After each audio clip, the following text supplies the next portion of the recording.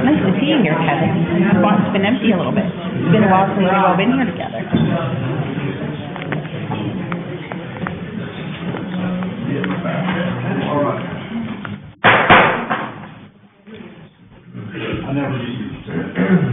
It's 6 o'clock, and we'll call this meeting to order. Our invocation tonight will be by Mayor Pro Tem Gleason, Pledge of Allegiance by Commissioner West. Mayor Pro Tem. Bow with me if you wish. Heavenly Father, we thank you for this evening. We thank you for the public participation that we have at this evening's meeting. And just guide us in a direction that is best for our community, best for our children, and that we look at the work of this city as something that, when elected, we've promised to do our best for our citizens. And in the sake of public unity, let us all believe that our most important person in our life, besides our family, is our neighbor. And in God's name we trust. Amen. Amen.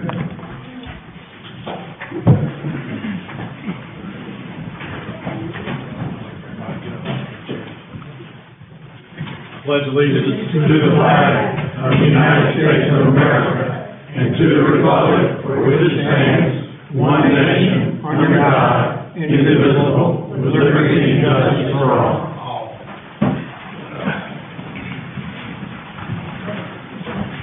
All right. Make sure I don't get out of place here.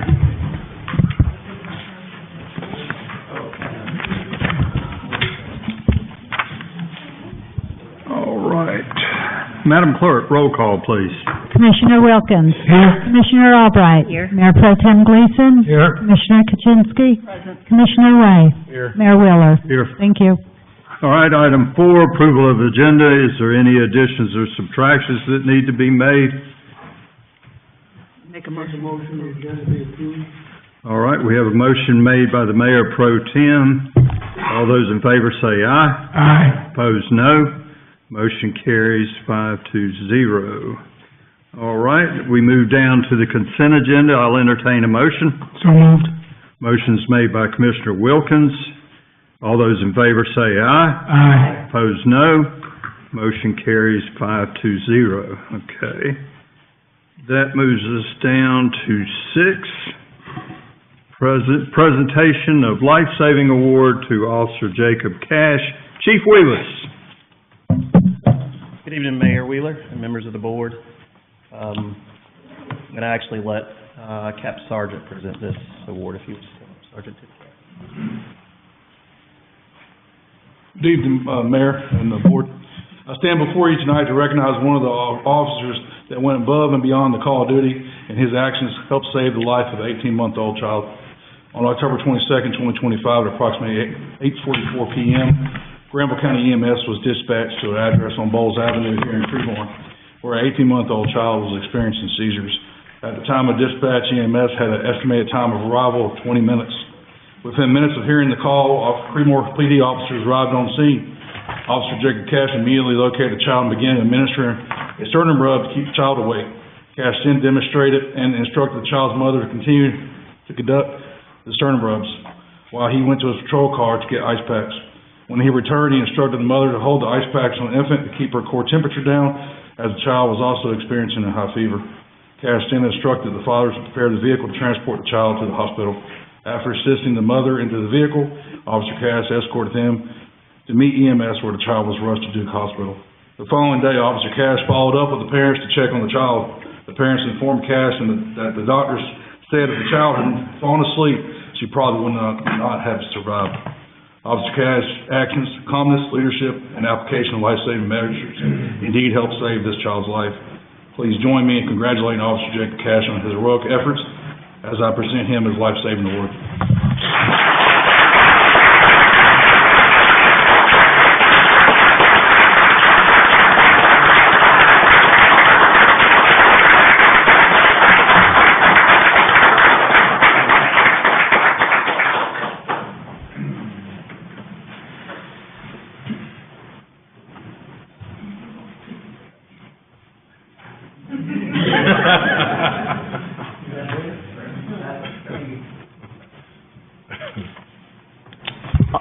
Before you sit down, Commissioner Kaczynski. Officer Cash, I was at my home and I heard the entire event on my scanner. And I reached out to your chief the next day because I was so proud of you, and approximately a week and a half before, you had intervened on the fact that there was not an EMS available at that time also. And I am proud of our police department. I'm so proud of what you did in saving this child's life. And you're an asset to this department, and you're an asset to this community, and I'm very, very proud of what you've done. Thank you so very much.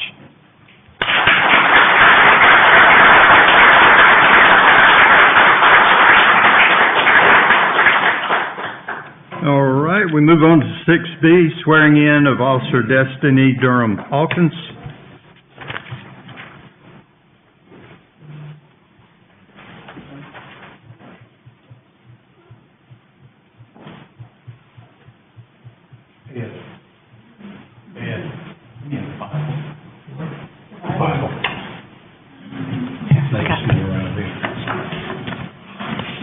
Yeah, that won't work.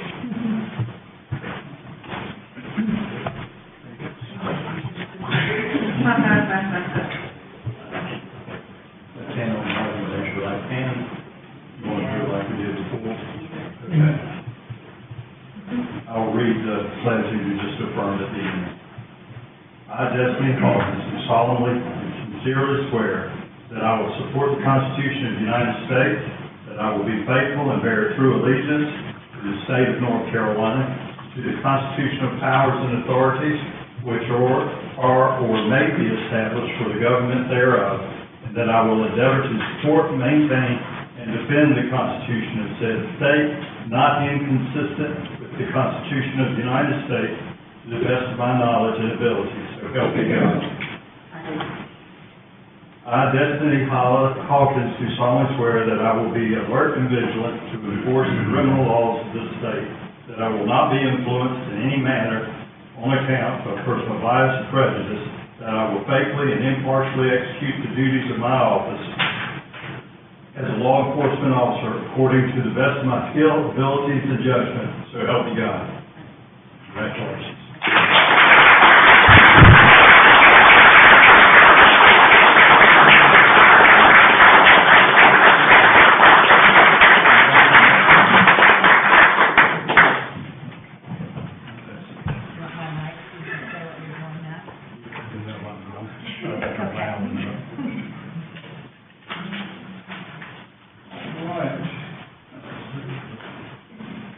Next, we have a proclamation recognizing November 2025 as the Veterans and Military Families Appreciation Month.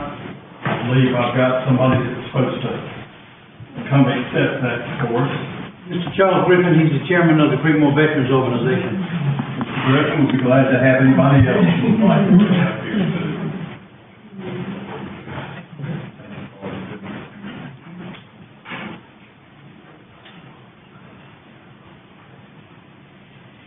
Since I'm probably not going to be doing this too much longer, I want to show you all, they know I'm old. A large print to read, so I don't have to read it. All right, recognizing November 2025 as Veterans and Military Families Appreciation Month, whereas November is designated as National Veterans and Military Families Month across the United States, time to recognize and honor the families who stand beside our service members and contribute to the strength and readiness of our armed forces.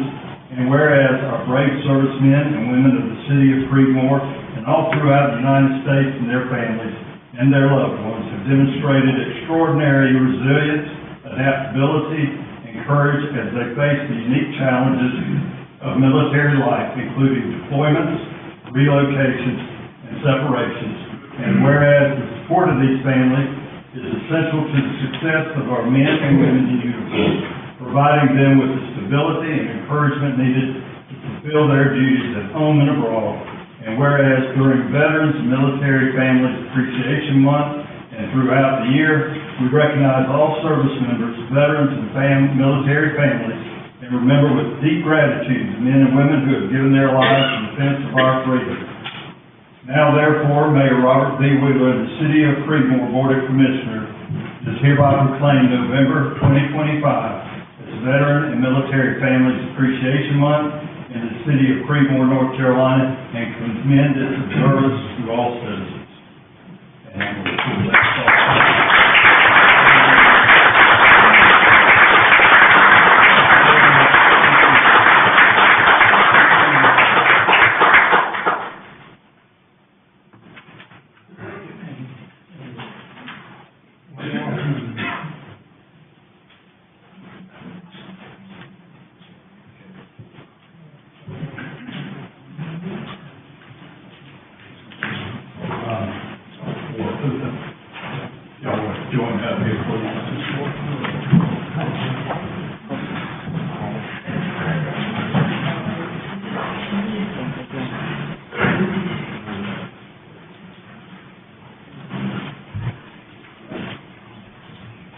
I had known Oka for many years at the church, Lions Club, through the city of Creedmoor. I can honestly say that it's not a finer man, not for Luke. So, bear with me, we will all miss you. Okay. Proclamation honoring Oka Piper Jr., former mayor and commissioner of the city of Creedmoor. Whereas Oka Piper Jr. was born in Lewisburg, North Carolina on August 17, 1945, to Oka Piper Sr. and Lecter May Bailey Piper.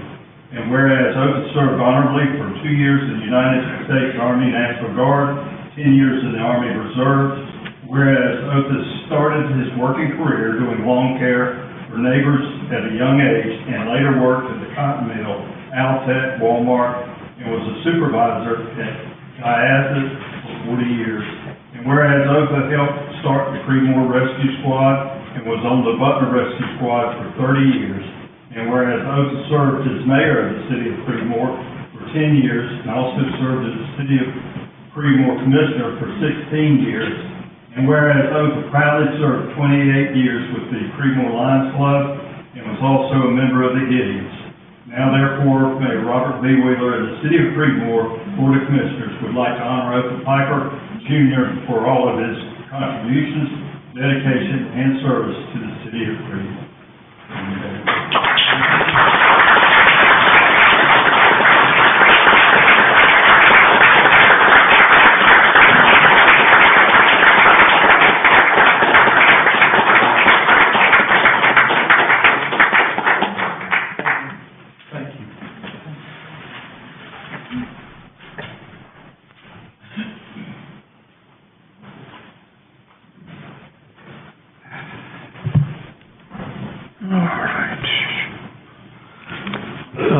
Barbara, we don't have anybody requesting, No, we have public comment. right, but nobody requesting to address. No, those come in public hearing. Okay. All right, we move now to item 8, which is public comment. Ms. Joyce Johnson.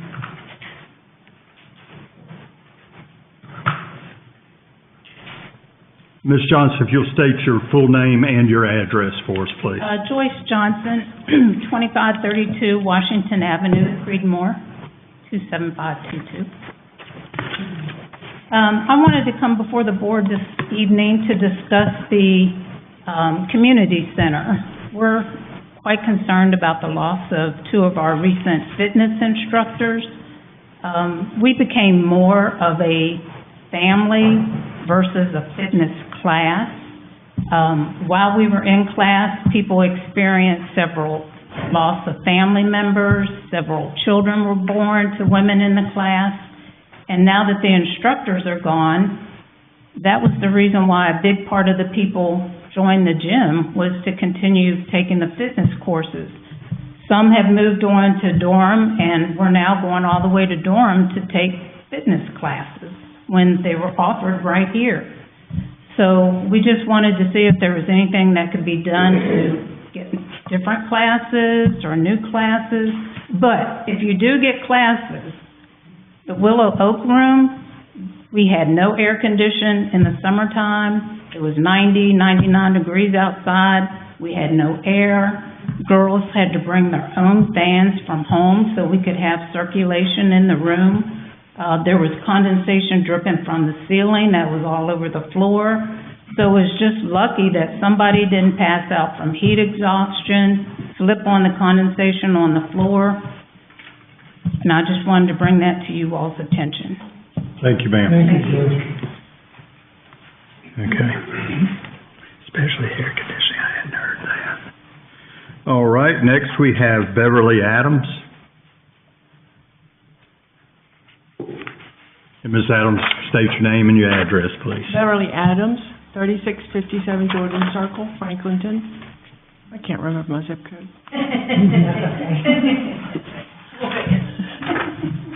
I also wanted to speak about the community center. I've been a member of the center, I guess, for about 4 or 5 years now, when Chris was still there, and some of you remember Chris.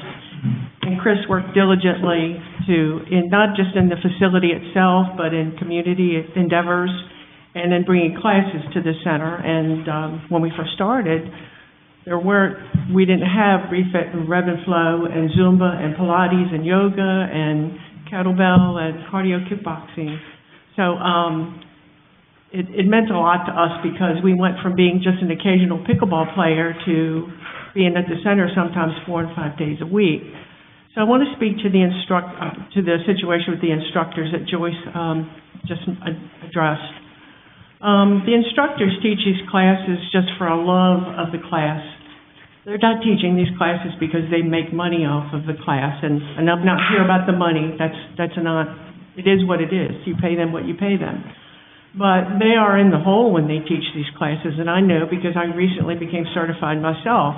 There's $300 to $500 just to be certified, and there's insurance, there's a monthly fee on top of the certification. So they love teaching the classes. And they rush here from Durham or even locally to teach the class. They have lives. All the instructors are different. Some of these instructors live locally, some do not, but their situations change, as we all know when we work. It's just life. But the situation is that a couple of the instructors that recently quit were met with unmitigated hostilities from some of the staff. Digitally, through email, which is awful. It's hard to bully somebody face-to-face, but it's very easy to bully through emails. And also, I lost my train of thought. Well, the bottom line is there was no give and take with these instructors who are doing their best to give us a service that we value so much and who are probably working in the hole as I am. I've only talked twice myself. But, and so they begin to feel they weren't valued, and the bottom line is it got to the point where we felt like anytime we wanted to address something, we felt like we were doing something wrong. We became the problem children. The other instructors didn't have the same problems, but they didn't have the same classes. They didn't have the same lives. You have 1 minute. 1 minute. I think I'm just about done. So I just wanted to say that dealing with these instructors who have lives just like everybody else does and provide a service and a community for us is important. And I don't think that we will get these instructors back, but it's a sad commentary on the way that the staff interacted with us. And I can speak to that personally because it happened to me too. When I became certified, they didn't think that I was good enough to teach at their community center. That's the truth. Thank you. Thank you, ma'am. Thank you very much. Okay. All right, we move down now to old business, 9A, grant match update. Mr. Frangos. Good evening, Mr. Mayor, members of the board. My name is Mike Frangos. I'm the Community Development Director, and it's Community Development Night from here on out. We got a lot of planning-related items and topics for you. So the first one on our list is an update regarding Grant Match. Some of you might remember Grant Match is a firm that we have an agreement with to help us to pursue federal, state, and local grants that might be available throughout. We've been working with them for almost 2 years now, and included in the packet is quite an extensive summary of the work that we've done, and it includes some commentary on the challenges associated with federal grantsmanship right now. Very difficult, where contracts are being broken and existing agreements are not being honored. Along those lines, Creedmoor's, endeavored in several forays with Grant Match. They're outlined in your packet, some specifically related to sidewalk and comprehensive transportation planning, others related to the new police department construction, cops hiring grant, and some parks and recreation playground equipment that's been applied for. But you'll also see today we haven't been very successful in any of these applications, and that's the challenge. I've been around here long enough to remember back to 2021, where the city worked with Tetra Tech to apply for a BRIC grant. BRIC was building resiliency in communities. We weren't successful in that one through FEMA. 2023, we worked with McAdams Company, trying to pursue rural and tribal assistance funds for sidewalk feasibility study. That was during the summer of '23. We weren't successful there. And the others that, we have in this packet here also show that we don't have a very good track record. The one successful grant that we have been able to secure was from the North Carolina legislature for City Hall renovation. And that one is out there, still pending. We're gonna implement that when we do the work here, to the City Hall building for the renovation. So that is one where we have been successful. Along those same lines, I took my task here one step further, and I know a lot of you have referred to me the North Carolina grant opportunities through the League of Municipalities, where they advertise free grant writing help. And that's well and good, but unfortunately, again, these aren't grants that Creedmoor has a specific connection to or need for. Specifically, they relate to Hurricane Helene, Western North Carolina, rebuilding and hazard mitigation grants, et cetera. So those really aren't any that we can even apply for, because, just to give an example, we don't have a battleground eligible from Civil War, Revolutionary War, or War of 1812 battlefield. So, you know, those unfortunately aren't grants that the city can pursue. I did identify a couple in the packet that we are going to be following up on, and those are the ones highlighted in green on the NCLM memo. Specifically, the North Carolina Land and Water Fund, we're going to be working with Tar River Land Conservancy regarding conservation property, and they're going to be pursuing that grant for us, hoping to get funds to assist in the transaction cost. And the other there is the Rural Operating Assistance Program, which is a public transportation assistance to counties that we've been working with Drew Cummings and Granville County on, possibly taking up that CART's effort and getting it to come down to Creedmoor. So I want you all to know that grantsmanship is something that we have pursued heavily. It's something that my department has really focused on at your direction. And we've endeavored to the best of our ability, but unfortunately we can't claim many successes.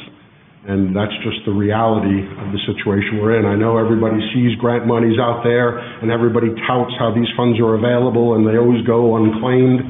Well, the devil's in the details. There's a lot to it, and there's a lot of effort and expenditure that goes along with getting grant application approved nowadays. You know, it takes initial investment from the city, engineering services, reports, feasibility studies, et cetera, just to get your foot in the door and try to pursue capital funds for construction.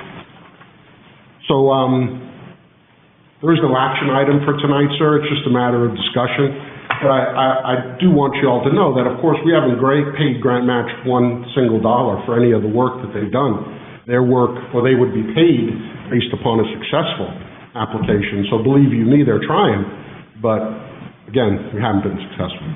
I recommend that we continue. There certainly is no harm in trying to pursue it, but I want everyone to just simply understand that the money isn't out there on the trees, and it's not about us just going to pick it off. Any questions that I can answer from anyone? Commissioner Kuczynski. So these grants that we were unsuccessful in obtaining has nothing to do with our median income in Creedmoor, does it? Well, it does, because that is a characteristic of Creedmoor. Now, we're allowed to apply. Our median, average household median income doesn't impact our ability to apply, but it does impact our ability to win. And the idea is that when they match us up against other eligible applicants, potentially our need is viewed as less compared to other municipalities whose need might be viewed as more. Isn't it a factor is how close we are to ready with the project when we apply for it also? Shovel-ready matters, right, and that's about the upfront investment that the city has to make in order to have a project that is truly eligible for grant funds. A lot of times we might go out there hoping to get grant funds, and maybe we'll find a project that it matches with, where really we need to be doing in the opposite direction. We need to have a project that the city is concerned about, wants to move forward with, and then pursue grant funding to help support it. Right. Up till now, we haven't had that. And most of the declines have been because we really weren't ready when we applied, right? We've got 4 right now in the past year, but last year, the ones that were Well, we've applied according to the eligibility requirements. We made full and complete applications. Right. We simply weren't selected to receive the grant funds. Okay. Commissioner Way, any questions? Mr. Wilkins? Commissioner Albright, any questions? Yeah, I just don't want us to give up. Try match will keep working for us, yeah? Yep, we'll try to do what we can and be as ready as we can and prepared as we can. That's what we pay you all to do. Money. Yes, ma'am. Thank you, sir. Mayor Pro Tem, any questions? Thank you, Mayor. Mike, thank you for that update, and I believe you need to just stay right where you are. That's right. So we will, switch topics now. The next item under consideration is the East Lion Street alley closing. There is a public hearing, that is scheduled for tonight on that topic. And that is because James Michael Moore has requested, from the city that the 1947 alley that was created on the north side of East Lion Street between Chief Street and Cozart, is requested to be closed and abandoned. We have followed the general statute requirements that were included in your packet. GS 160A-299 specifically does lay out the procedures for permanently closing an alley, and we've gone through all of those steps as demanded. We did send out certified mail, return receipt requested notifications specifically to all adjoining property owners, and we did receive all of those green tags back, confirming that all property owners have been notified. So we're at the point right now where the ball's in the commissioner's court regarding their desire to abandon and close the alley, or if, there's some other course of action you might choose to pursue. Just to call your attention, Barbara, can we maybe just scroll through a little bit so you can see one of the maps? Keep going. There's one with the red T on it, it looks like, just to help. Yeah, that's just a helpful map that shows the Lion Street is on the bottom of the road. This is the original 1947 plat produced by Johnny C. Curran. And this was for A.O. Curl. 25-foot wide alley runs perpendicular. We're calling that the side alley, just for these purposes. And then the alley that runs parallel to Lion Street, we're calling that the back alley. So there are two alleys actually in question that are highlighted in red there and separated between the properties as you see on the map. Certainly those rights of way exist, but they were never actually built. They were never actually dedicated, nor were they ever actually accepted for maintenance by the city of Creedmoor. We had the clerk to research records as far back as we could, trying to see if there was any official action by the board through minutes or otherwise, and there really wasn't anything that we could track back that far, except for this plat. This plat exists at the Register of Deeds office and was certainly the plat of record that created the alley in question. So it's been the applicant's request to close it, and here we are. We're at that request. We have an opportunity for a public hearing. There is a resolution in your packet if you choose to pursue that course, but certainly the final decision is up to the board on how they would want to go about it.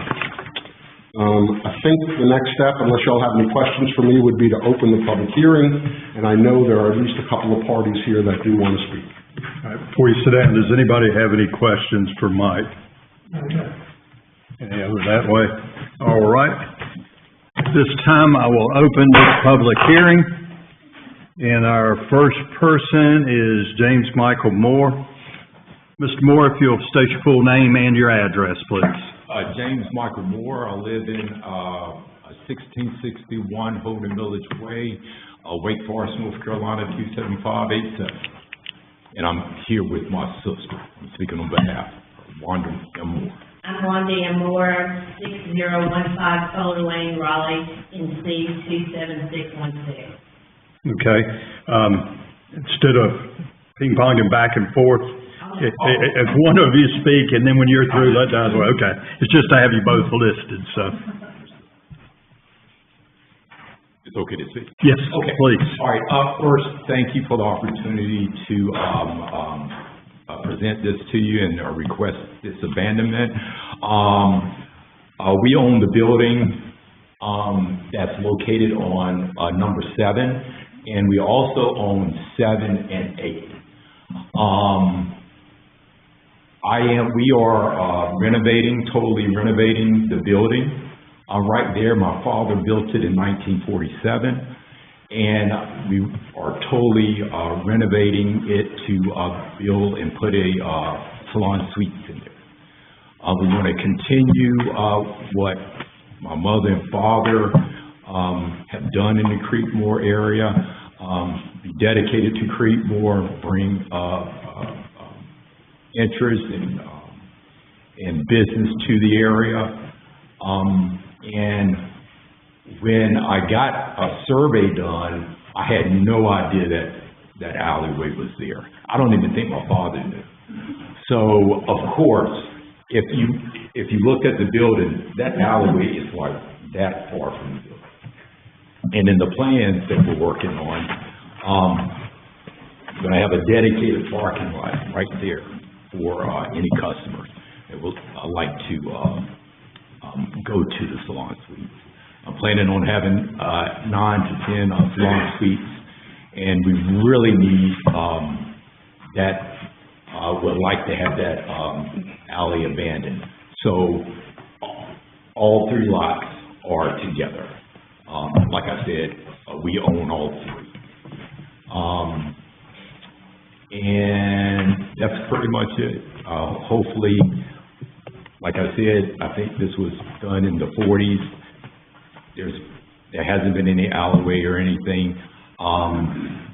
I grew up in Creedmoor. We both grew up in Creedmoor, went to school here, worked here in tobacco, worked at the building, did everything. I'm back after retirement, retired from federal government, law enforcement, and I'm here to stay. I'm done traveling. I live in Wake Forest right now, but I built my dream home near the property I grew up on. But just want to bring it all back, bring everything, and live the rest of my life in Creedmoor, and bring business to Creedmoor, because I love Creedmoor. All right? All right, thank you, sir. All right, next individual, Miss Lori Dutra. Ms. Dutra, I know you know, but name and address, please. Yes, sir. And for the record, and first of all, thank you for allowing me to speak here tonight, and it is a pleasure to be in this building. It's good to have you back again. This renovation was done in Creedmoor. It has been a long time. But I am Lori Dutra. I am with the firm of Curran and Dutra in Oxford at 118 Main Street, Oxford, North Carolina, and I am appearing here tonight on behalf of Joel Panera, who is here with me, First National Building LLC, and 211 North Main Street LLC, all of whom are owners of tracts along this alley, and who are in your packet from staff and having received notice tonight. So, and before I begin, I would like to give to the clerk the record documents I'm going to refer to, with copies for everyone.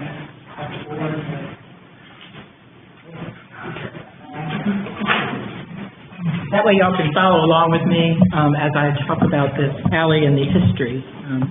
And it's a pleasure to see Mr. Moore here. I think I knew your dad some years ago.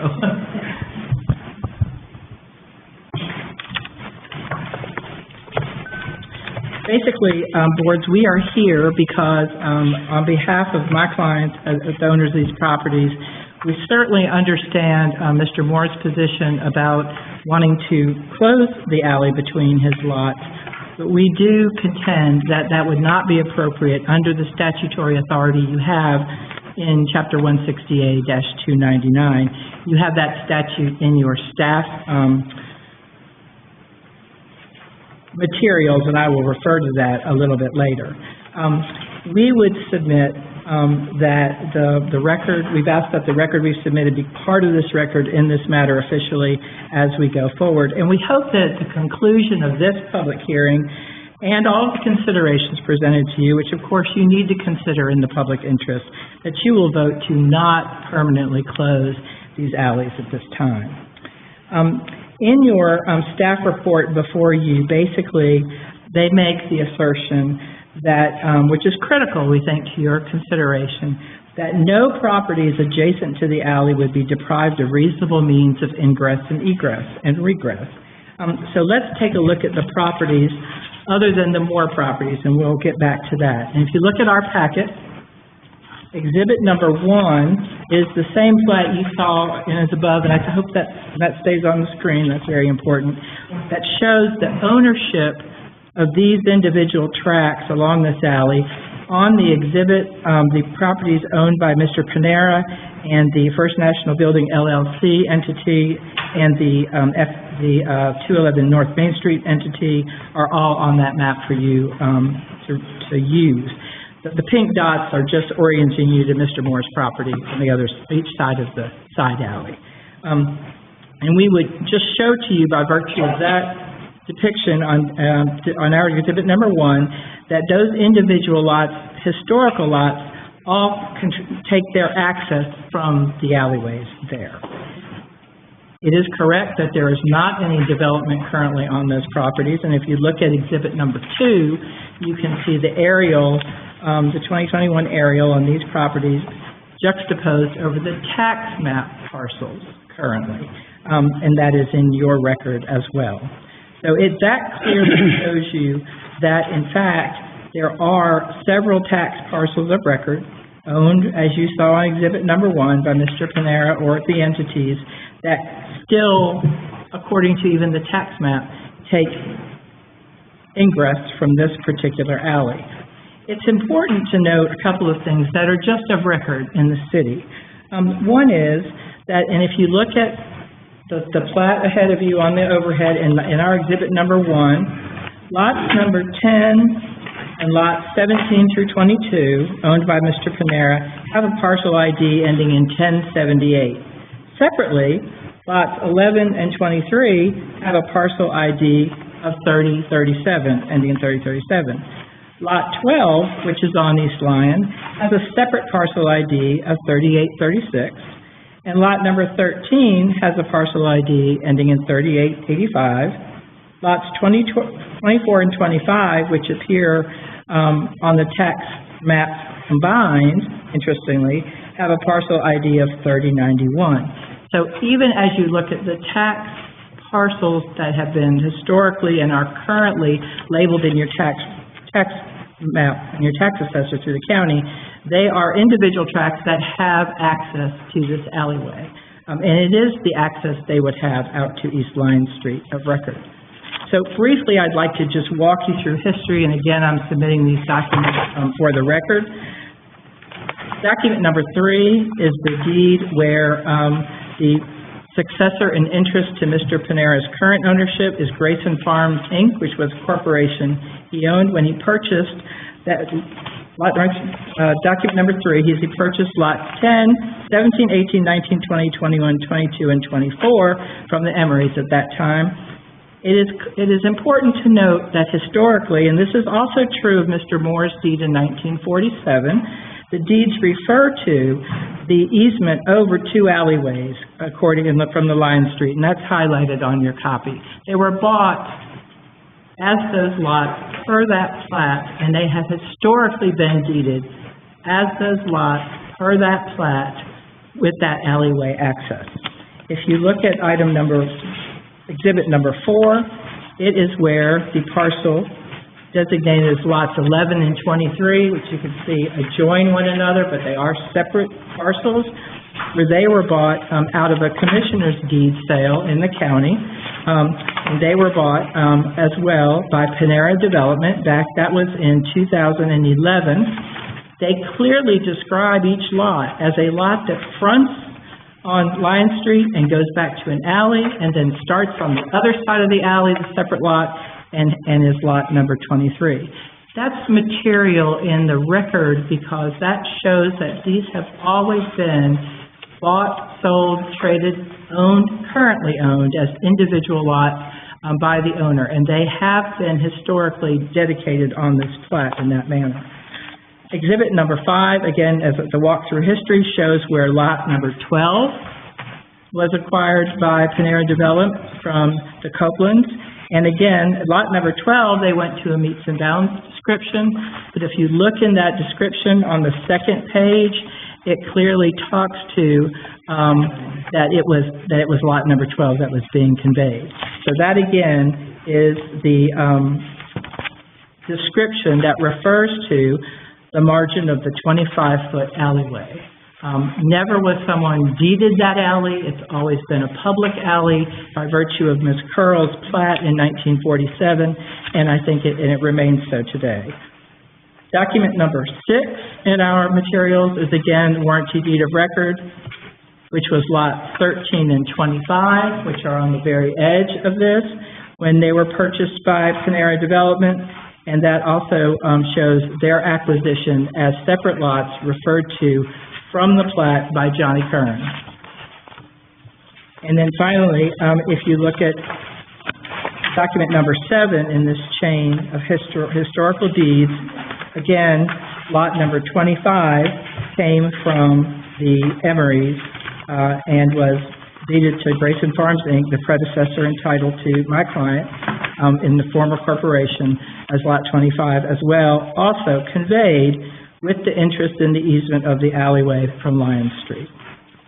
They're all of record with that reference in them, and it is our contention that history has shown that all of the lots here have been bought and owned pursuant to that plat. And as you all may have experience with or may know, when you buy a lot pursuant to a plat, you sort of depend on what the plat assures you of public record that you can access what is shown. Exhibit number 8, I pulled your existing land use map out of your plan just to show, and I've designated the general area of the subject property, which of course you all know well, on that map. And in your existing land use, it does show that that area is currently vacant and is basically designated as very low intensity use in your current plan. If you go to exhibit number 9, which is your future land use plan, you all have designated of record in your official plan, and also shown by my arrow there to the property, that this is going to be referred to as a medium density residential for you. Your plan for that area is medium density residential. I think that's important because it clearly shows that's sort of the intent here of these possible smaller lots with access to Lion Street, and it all fits within what you have planned for this property. Now, there may be another ability for folks to develop, but that is not a speculation I would contend you can make under the statute. Someday in the future, there may be somebody who owns property who wants to do something totally different. But historically, these lots have been conveyed and owned and bought and sold according to this plat as separate lots having access to the plat. Exhibit number 10, I just pulled your zoning map to show that the zoning on this property is residential MST, and exhibit number 11, just as for your information, of course, your zoning ordinance reflects that district, residential Main Street transitional, provides for completion of existing residential neighborhoods in residential areas surrounding Main Street and Main Street Periphery District through infill development. So that certainly fits with exactly what you said in your comprehensive plan and in your existing land use, and in just in keeping what is of record for these lots. Exhibit number 12, and I think your staff also had the topo map for you. This is helpful because the topo map comes with overlaid on these tax parcels, shows how clearly, basically flat this alley is for use as a road. And if you look at the photographs your staff provided to you, it is cleared and flat. It's simply not utilized as a road. It's not paved, it's not gravelled, but it is still there, very capably able to be used for a road. I believe your staff map also in the staff report showed that there are sewer lines out there in certain places and run through property now currently owned by my client, Mr. Panera, one of the entities. The final exhibits in the book are 13 through 16, and each of those deeds simply brings these conveyances current. Current owners are not Grayson Farms anymore, not Panera Development anymore. They are Mr. Panera personally and First Building LLC, First National Building LLC, and 2011 North Main Street LLC. So that brings it to the necessary information for this board to show that we are parties in interest here in front of you.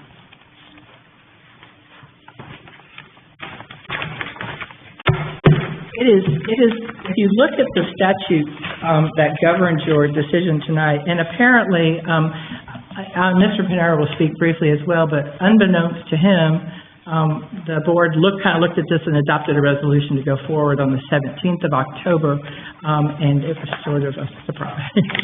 So, having said that, I would like to look at the statute, because that is what's governing your decision here tonight. And before I do that, do look in your staff record as well, because in 1947, when Mr. Moore indeed was one of the first folks to purchase one of the Elizabeth Curl lots, the deed to him in your staff record that appears at, I don't have a book page in here, but at page 206, that it clearly indicates as well that those were lots that were parallel to the 25-foot alley. So it also, like Mr. Panera's deed of record historically, refers to the alley as there in the public use. The statute, that is statute 160A-299, reflects that when you're considering this, and I've highlighted the portion in my I'm highlighting the portion that appears in the first paragraph that says, if it appears to the satisfaction of the council after the hearing that closing the street or alley is not contrary to the public interest, and that no individual owning property in the vicinity of the street or alley or in the subdivision in which it is located would thereby be deprived of reasonable means of ingress and egress to his property, then the council may adopt an order closing the street or alley. There are two things, I think, that are relevant that I'm going to argue to you on behalf of my clients. First of all, we believe it is patently unfair to say that the acquisition of properties by one owner wanting to, no question, improve these are small lots, improve the use of their lot, be able to use it better, to ask the board to do this, means that another owner with the same sort of historic reliance on the access would lose his right to that access. That is not that is not clearly in the public interest, or is not. We love the way the legislature writes when they say things like "not contrary to the public interest," but that is clear that to decide that there's one owner that this would benefit and one owner can just suffer, that's clearly not in the public interest, and we would contend is contrary to the public interest because they all have these similar standing in accordance with the plat from which they took their property. They all have a similar historical reliance on access to this alley. And so we would respectfully request that you recognize the need for this dedicated alley to the lots that have been historic, with goodness, 60 years ago, 70 years ago were platted, that are still conveyed according to that plat, and that closing them is contrary to the public interest. Mr. Panera is here, and he can address a little bit more about his history. He's very familiar with all of these lots. It seems to me, and I've said this in boards around the area, when you have a dedicated access, when you have a dedicated alleyway for access, to abandon that without any idea whether or not the development clearly behind it and clearly wanted by the city in its plan and through its zoning as infill, possibly, well, now it's residential zoned, right? To simply say that that's going to be maybe not going to happen because you can abandon the roadway it relies on, that is just contrary to the public interest, and we believe premature by the board, and at least until this board knows what's gonna be happening out there and whether or not makes that decision. Keeping a roadway, an alleyway, and access to a major city street to any development behind it is good planning. It's better to keep those things when you have the choice. And we don't believe there's any reason before you tonight that compels you to abandon it. So we ask that you recognize the rights of all the parties and vote to not adopt the resolution presented. Thanks. I'm happy to answer any questions or after Mr. Panera speaks to address anything further. I mostly wanted you to have the whole story. Does anybody have any questions for Ms. Dutra? Yeah, this way, not seeing any. Thank you. Okay.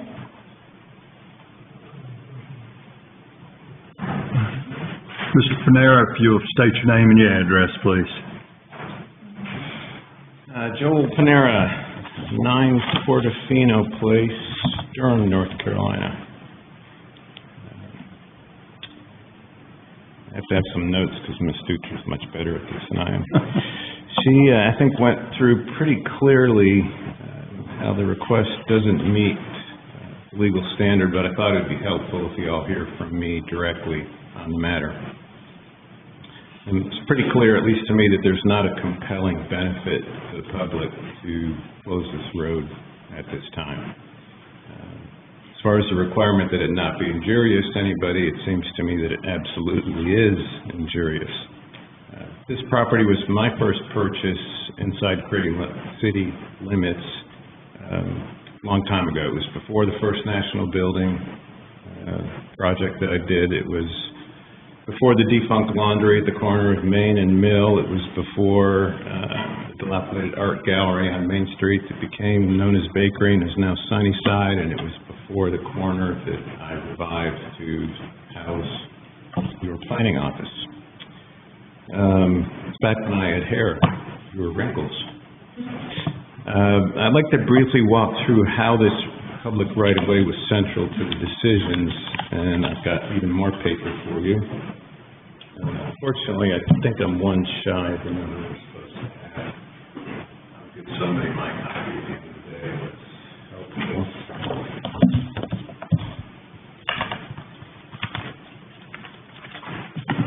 Always much better organized with exhibit this and exhibit that, but if you look at page 1, let me get to everybody first.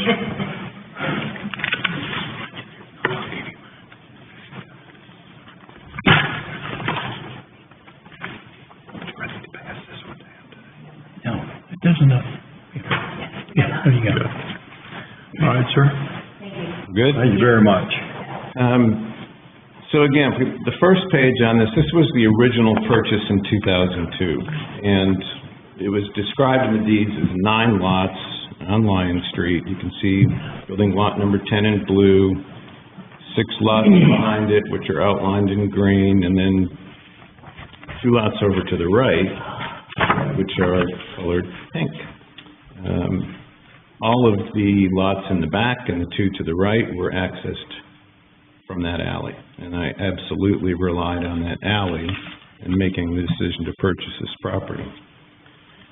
You go to page 2, little orange lot in the corner there, that was another lot that came available, and I thought, well, I should buy that because someday I might want to do something with this area. And there was some discrepancy with the title to lot 25 behind lot 13, and so I bought that again for the second time, I think, which resolved that. So now we've got that lot taken care of. Go to page 3. This was in 2007, another individual building lot, number 12. And then you go to page 4. And page 4 is kind of interesting because in page 4, this was in 2011. This particular deed calls out the alley specifically, talking about the 50-foot front on Lion Street for lot 11.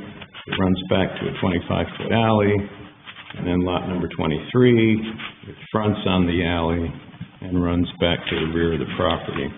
So clearly they intended for one of these lots to get access from Lion Street, one of them to be accessed from the alley. Creedmoor's own property records show separate line items for each of those lots, and they have been taxing it as two building lots for the last 15 years. So if you look at it at the end of 2011, page 5, property that I owned individually or with my wife through some entities looks like this. And if you go to page 6, this is what could be done with the property that was compiled over those years. Now, you've seen what I've done in Creedmoor, and I think it's obvious that I build things that I like, not necessarily things that make money, which my wife reminds me about pretty often. But this is one way for this property to be developed. It's legally permitted, it was platted, it's dependent upon an alley that has been there for 80 years, and it is what I started out intending to do with this property. To say that all of a sudden you can access this property through what is essentially lot 1, cross over the alley, which is not going to be there, and access these lots in the back, it's ludicrous, because you would give up lot 1 to get to the property in the back, have to build a road to do all this. When I bought the property, I had access.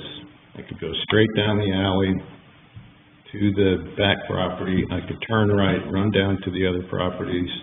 I had 4 lots across the front. There's no way that anybody can tell me that property that was platted didn't rely on that access. If you go to the next page, page 7, this is the plat that you'll see now. Interestingly enough, I didn't combine those lots. I didn't ask them to be put together to create one big parcel back there. I don't know who did it, and no one contacted me to talk about it. They didn't say, which I'm assuming, non-conforming lots. Somebody was going around saying, hey, you own these lots, they're together, they're non-conforming. Shall we go ahead and put these things together? Did you want to make 2 lots into one? Did you want to put it all in one big parcel? You know, what would you like to do with this? No phone calls, just wake up one day and the lots are no longer separate lots, they're one big parcel. The tax bill in 2014, 2015, 2016, 2017 still shows 9 lots, still billing me for the front lot plus the back as 2 separate parcels. Not 2 tax bills, but it's 2 parcels, twice the amount, clearly intending that they would be able to be built upon separately. So to suggest that the alley was not necessary or that no one's harmed by this request seems just a little bit ridiculous.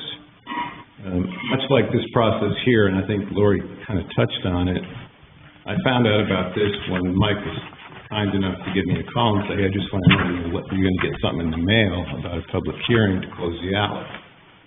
First I heard about it. You had already evidently discussed it, had a draft order made, everything was kind of rolling down that way, and I'm thinking, geez, you know, it would have been nice if someone had called and said, Mr. Moore wants to do something, there's a problem, is there some way that we can sort this out that makes sense?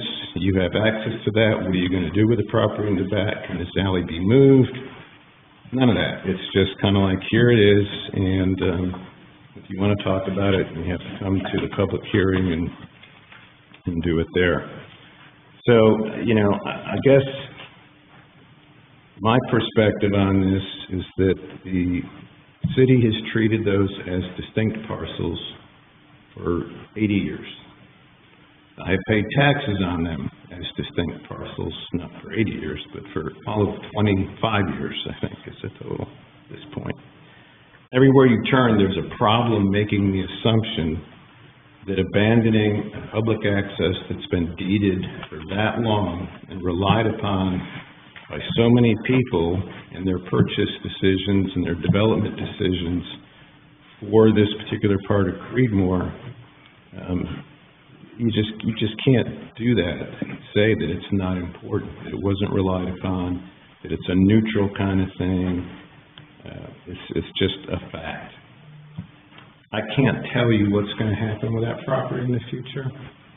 Now, when I bought the property, I looked at it, and there was all these narrow 50-foot lots. It was like, oh yeah, somebody could come in there and put a trailer park in. Maybe it was permitted at the time, I don't know.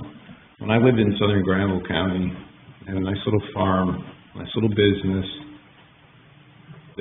People started buying land around the farm and putting trailer parks in. There's nothing wrong with trailer parks, but once you start that process, it's hard to back up. Beautiful, beautiful property. So I started buying the land, saying, I'm gonna put a better subdivision in. Cost house is gonna be about the same, it's gonna be nicer, hopefully 50 years from now, I'm gonna look back and be proud of what we did. And I developed Hawthorne, I developed, can't even remember, the Wheeler Pond, a couple of other subdivisions back there to prevent poor development being built, which you then have to live with from now on, right? And when I look at this property, yep, you can go in there and put single-family homes way back in the woods and perpetuate what you already have. Or, as Lori pointed out, you've got a 2040 plan that talks about a Main Street transitional zone, talks about things coming off Main Street with business and multi-use. I had a plan for a senior housing facility in that area. It came before the city. It died because there was no water and sewer. It is still out there.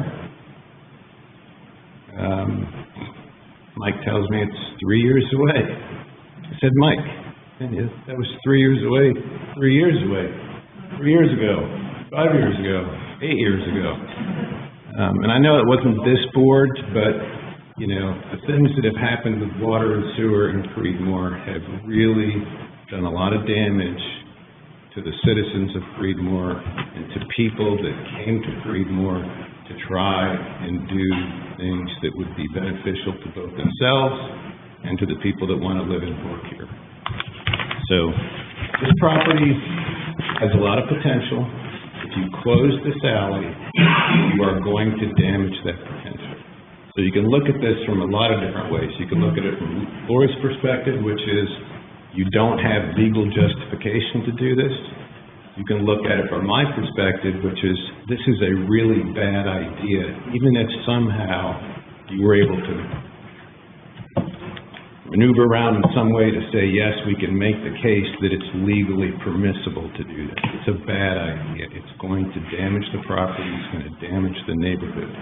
I have nothing against Mr. Moore. I am certain that he is doing the same thing that I did when I came here 20 years ago, wanting to do something nice for this community.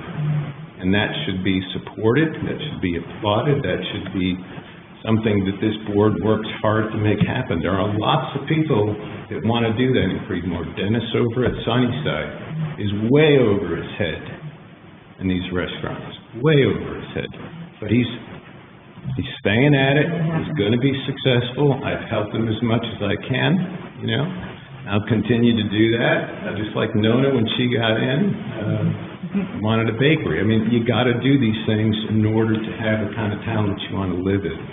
But sometimes you got to take a step back and say, this particular decision now might seem like a good idea, but when I look down the road, it's a bad idea, and it's a bad idea for a lot of these reasons. Now, you probably know who I am, and hopefully you know what I've done. I would like to think that you're as proud of the things that I've done here as I am. Maybe not, but I did them because I wanted to, and I would do them again. Even if I wasn't making money with them, which at the present time I'm still not sure I am. But, yeah, this does not meet the standard for not injuring anybody. It does not meet the standard for public benefit because it's injurious to public benefit based on what I know will come in the future for this property. I'm happy to answer any questions you have, I think. And I'm going to do that before we go to you, see if there's any questions. Anybody have any questions for Mr. Panera? I have a question.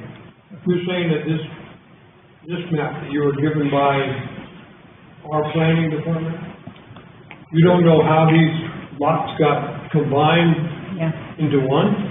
Right. You have no idea how that happened? No one ever called me up and said, Mr. Panera. So this would have had to happen in the county? Tax office. Tax office.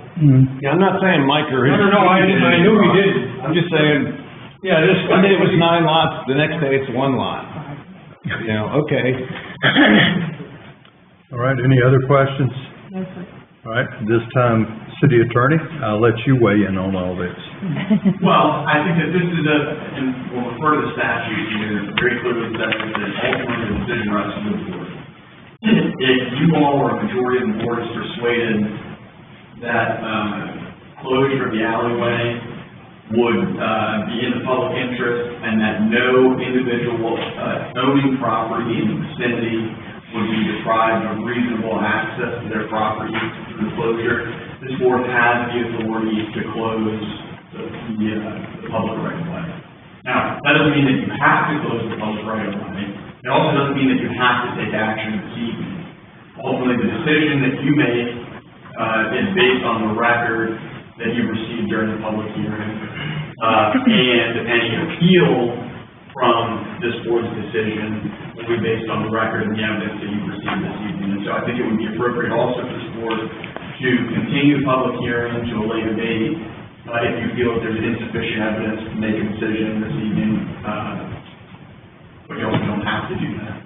Ultimately, as I know this board loves to hear, this is a decision for you all to make, but that decision should be guided by the evidence, and the comments that you've heard this evening. Again, I would refer you all to that clause in 168-299, subparagraph A, that's included in your agenda packet.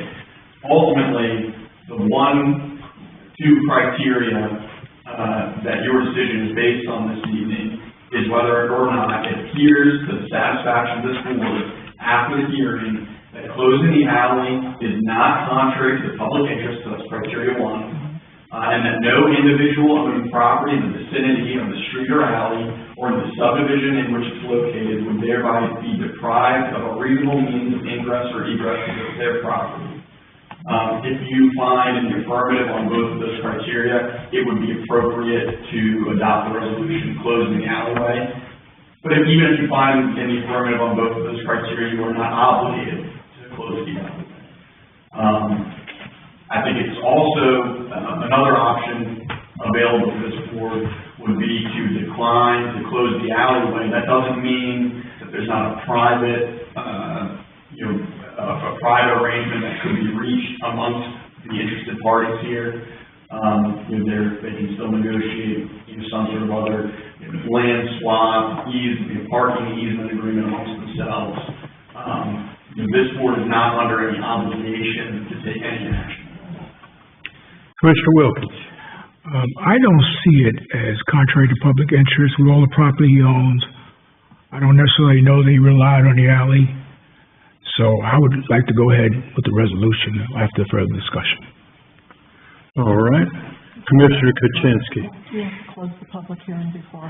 We're still having it. I just want to make sure if anybody has any questions for Mr. Panera. So my suggestion is to table this discussion and let the parties see if they can work it out on their own before any resolution is adopted. That's what I would like to see. Mayor Pro Tem. First of all, I didn't hear Archie's remarks completely. I said I'm not sure he necessarily relied on the alley when he purchased the properties with all the properties around him. I'm not sure it's contrary to public interest, and I would like to move ahead after discussion with the resolution. Can I make a point or the public hearing? Let me get through all my, Commissioner, and then I'll give you a chance. Yeah, still open, yeah.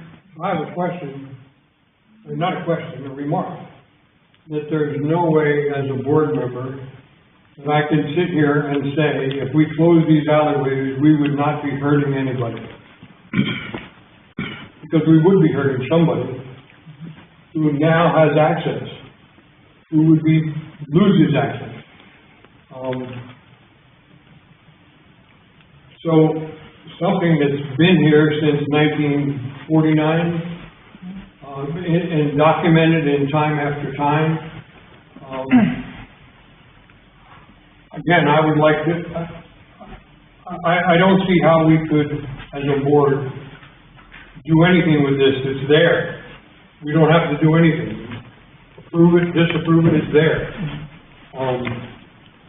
And again, if somebody could say that if I have access to all those lots by something that's been there before I started buying some of those lots, or all of them, that if we remove that alleyway from this, that we wouldn't be harming someone. So we can close the public hearing and go on and maybe table it, and maybe between now and again, I'm not in this deal, but there are lots, obviously other ways on different lots to get from, Lion Station up to the top part of that alleyway. Maybe, and I don't know whether between the two parties, if there's some way you could sit down and discuss another lots that would go up from, the road to the top alley. I would say that we table this public hearing and see if we give, and open it again, and I'll give other board members in January, we'll have different board members. Yeah, we can table it. They may think differently than I, but we'll give to the meeting in January, we'll continue this till the January legislative meeting. Yeah, I'd go along with that. And see if there's some kind of a deal that can be made between the two parties to move the alley, do something with the other lots to get up to that alleyway. So I make a motion that we table this. Let me get through my questions and I'll come back to you. Mr. Wade, have you got any input or questions? All right. Mayor Pro Tem.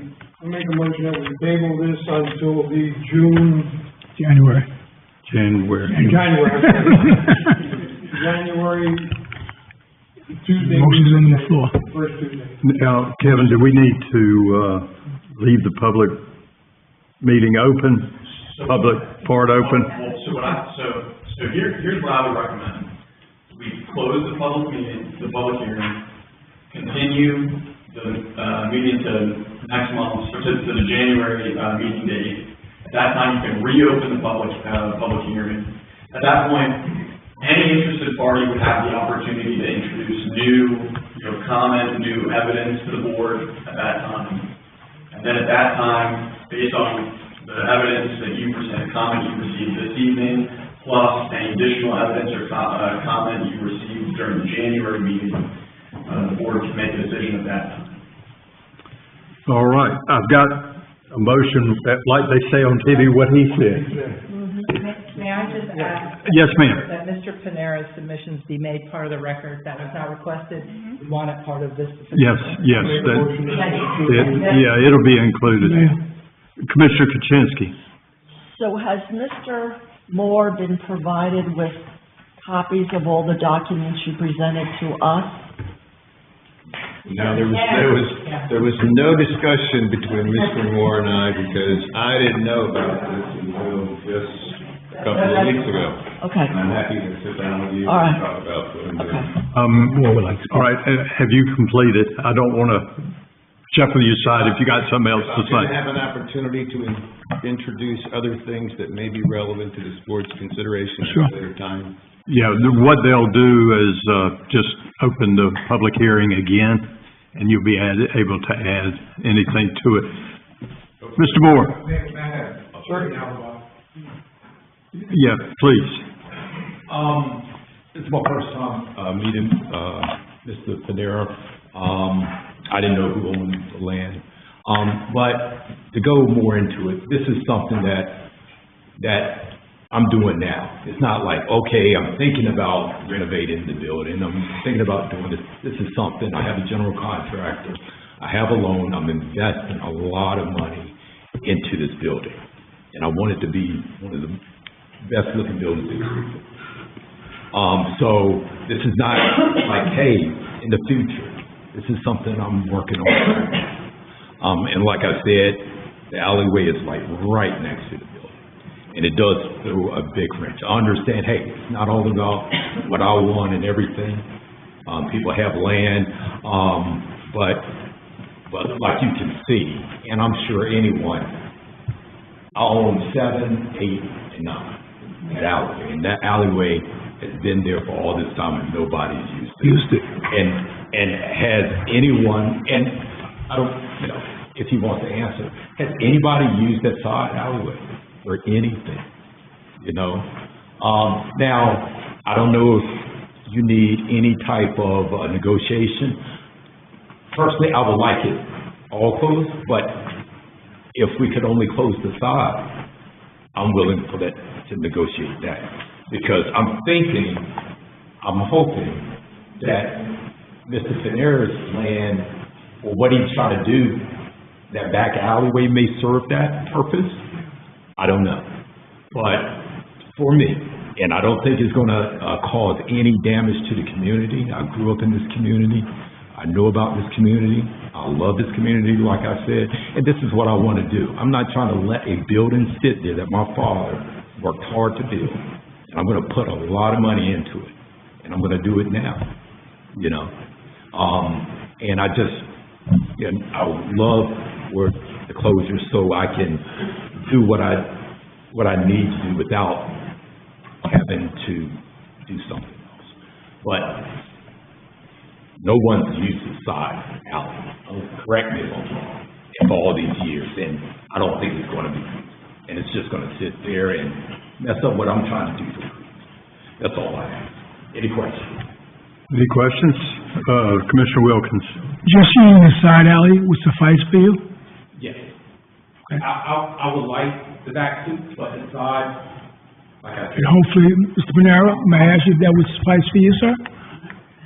I'm sorry. Would that The purpose of the motion to adjourn is so that they can sit down and maybe discuss. And that's where I was leading, Commissioner. Yeah. So I still want to. The motion is on the floor, and we cannot change the motion at this point. Yeah. All right. Question's been called. Everybody's heard the motion. All those in favor say aye. Aye. Opposed, no. All right, motion's passed.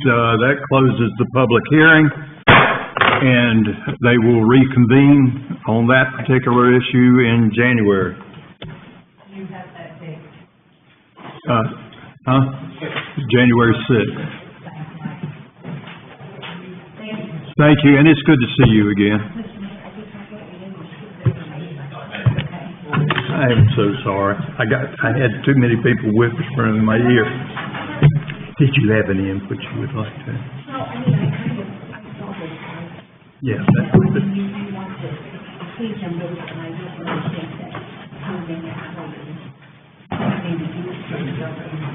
Well, that's why we can give them a chance to negotiate, if they can come out with something so we don't have to. All right, that took care of that. Can you hand that over? Okay, let me get to where I need to be. Okay, Cedar Creek 10A, that's 57. If y'all would like to turn to page 57 in your agenda packet. I can find 57. Oh, there's 52. Mike, I'm glad I'm not coming here, but you really need to do something about these small numbers. Old people can't read those things. All right. Okay. Thank you.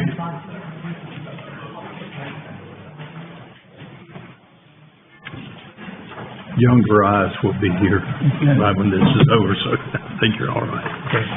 All right. Moving along now, we are going to item 10A, which is the public hearing for AN-2025-01 and CZ-2025-01, the Cedar Creek Subdivision Conditional District. Mr. Frangos.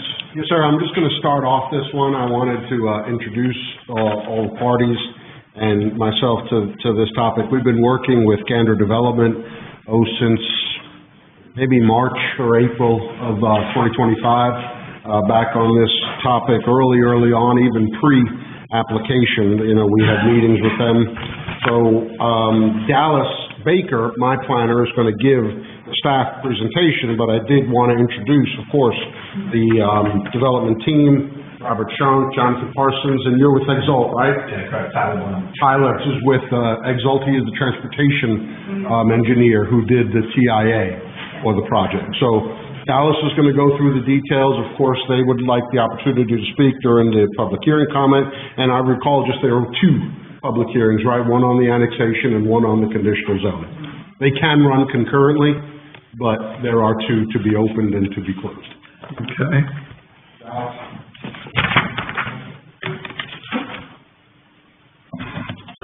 Hello, everyone. Hi.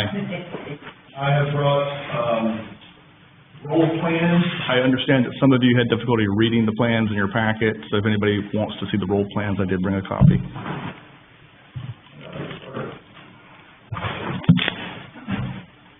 Are you doing the presentation? Yes, if you don't mind. Thank you so much. So my name is Dallas Baker. I'm the city planner for Creedmoor, representing the Community Development Department tonight. This is a brief 90, 120-minute long presentation, just 2 hours. Don't bump your knees. So really quickly, I'm going to give you a project overview. The name of the project is Cedar Creek. The annexation is going to be taking place at 2166 Mary Lane. Currently, it's agricultural residential in Granville County, and we're proposing a conditional zoning district for the property. It's 243 acres, and as Mike mentioned earlier, Gander Development is here with us tonight as well. Process overview, there are 3 processes that have to be done for this particular project. Tonight, in this specific order, we would have to consider an annexation. If the property is annexed, then we will have to have a resolution on a statement of consistency and reasonableness. And then number 3, if that is passed, there would be an ordinance creating the conditional zoning district. I will mention briefly on the annexation. This is a voluntary annexation. They came to us and asked for it. The city has not reached out and grabbing property. They came and requested to be added to the city. Second, I will note that this is a non-contiguous annexation. Doesn't mean anything right now. It'll become clear why that's important later. This is the area where the property is located. So it is the northeastern section of the city. NC 56 runs along the southern border. Tar River Road is to the east. There are a couple of features nearby, Mount Energy Elementary School, Pleasant Grove Baptist, and Greenfield Baptist. You might recognize some of those in the area. Notifications were sent to the mayor, to the neighbors. 81 letters were sent out. There were 11 attendees at a neighborhood meeting held by Gander Development. All of the adjacent counties, all of the adjacent properties, are in the county, excepting one, which is 2114 Sam Moss Hayes Road. So that's who was reached out to. This is Drive 1. That designation is given by NCDOT because this is the drive closest to the city, but it's going to be the secondary entrance for the development. So this area right here is where the secondary entrance, turning left as you're going east out of town on Zone 56, would enter into the development. This is Drive 2, designated by NCDOT because it's furthest from the city, but it's actually the primary entrance, so not to confuse you at all. And it's going to be down the existing Mary Lane, right there, that road running up to the church. Here's the annexation plat. You probably have seen this map several times in your packet. It comes up again and again. It's an important map for you. And this shows the area that would be added to the city with the annexation. Existing conditions. I will say, I want to give a hat tip to Gander. This is a challenging site, and they've done a good job, I think, with it. Along NC 56 is the only road frontage they have. So finding access to this site was a challenge, and I think they addressed that well. The other thing is you'll notice there's a lot of water on this site. And as you're familiar, we have a lot of stormwater and falls, lake regulations, and things just governing water. So that is a challenge in this area. The conceptual plan, the light-colored areas on this map, like the tan, those are where they're gonna have attached housing, townhomes. And then the other colors are detached housing, they get larger in size as you get toward the edges. The yellow are the largest lots on the property. I will note that all of the lots on this development are smaller than our existing single-family residential lots. Circulation plan. They do have a very robust circulation plan. There are two entrances, including the primary entrance having a parallel drive, so two roadways that run next to each other to the front entrance, which the fire marshal said was very important for fire access and was glad to see. There are two stubs, one to the north and one to the west, so that if those properties to the north and west of them become developed, then we'll have to be able to attach to the existing road network. And then to the east, there's a right-of-way reserved just in case there's ever needs to be a road ran east. In addition to that, there is a robust network of sidewalks and trails that come with this property. Open space plan, everything green is open space. Our ordinance requires for development to have 10% open space. They provide nearly 40%, like 4 times the amount of open space that is normally required for this type of development. Lot types, what I would like you to take away from this slide is that there are a variety of housing types and sizes that will be available through this development. And those are types and sizes of housing that are not common or don't even exist here in Creedmoor. So we will be adding different products and different categories of housing products than we currently have within the city with this development. Considerations. Big. It's big. It's 243 acres. That is roughly 3 times the total land area of the Main Street District. And there's going to be people that come with this. Up to 1,600 persons, 1,600 people could be added to it, which would be a 32% increase in the city's population.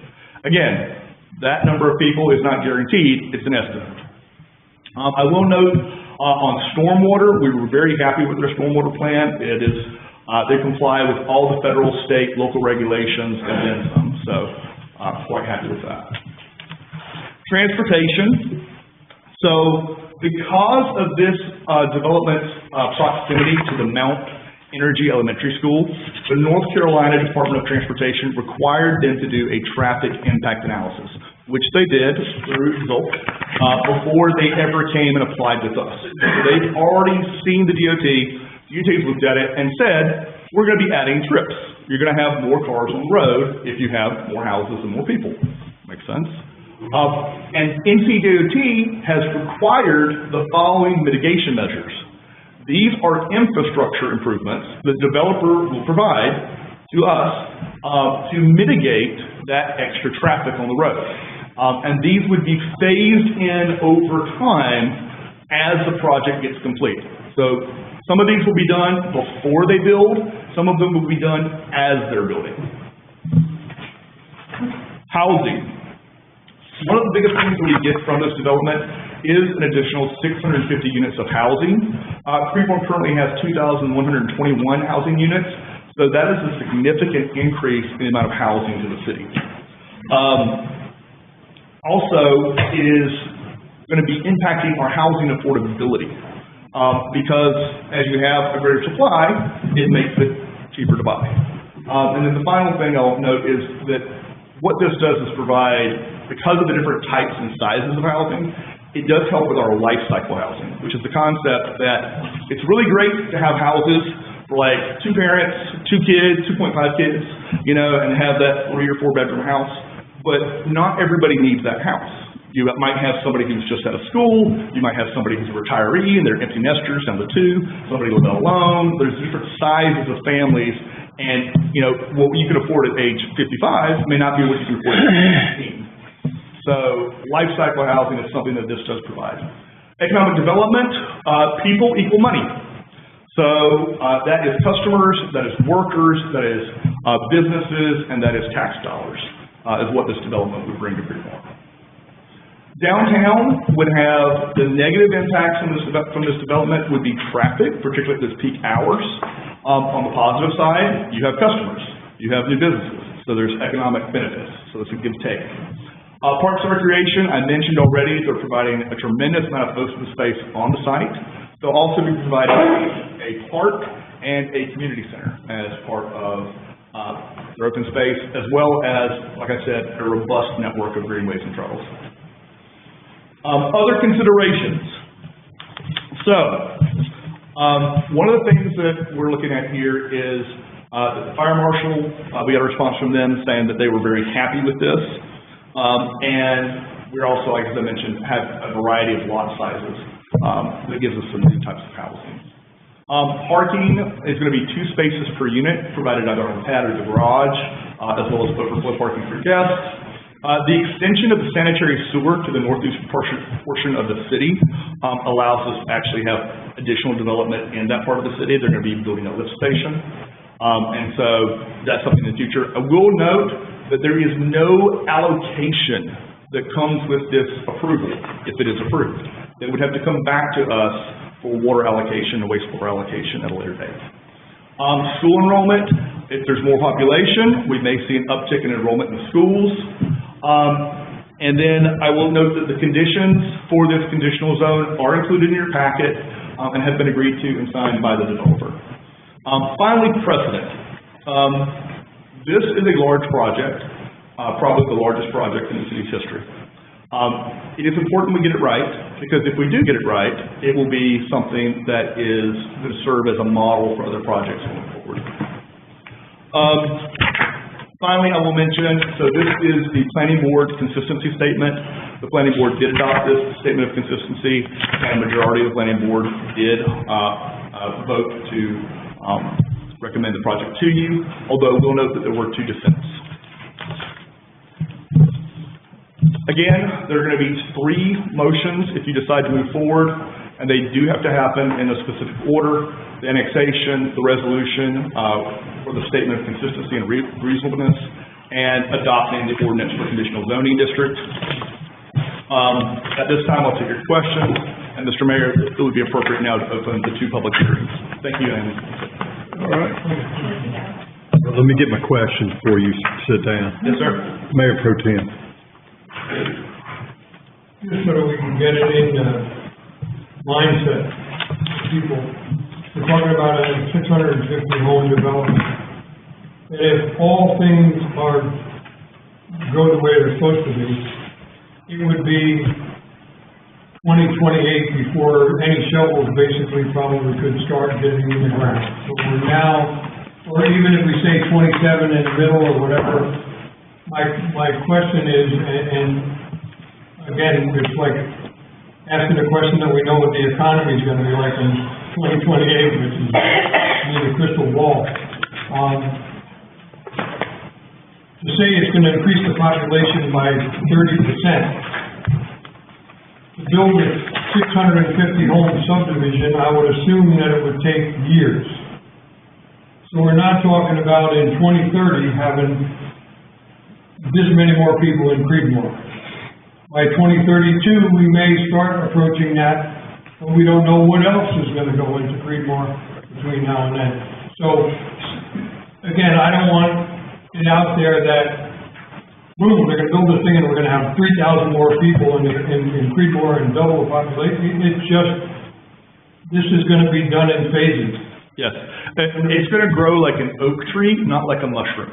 Okay, so it'll grow slowly, little by little over time, not overnight will it pop up. It's going to grow. I want to make that kind of. Yes, sir.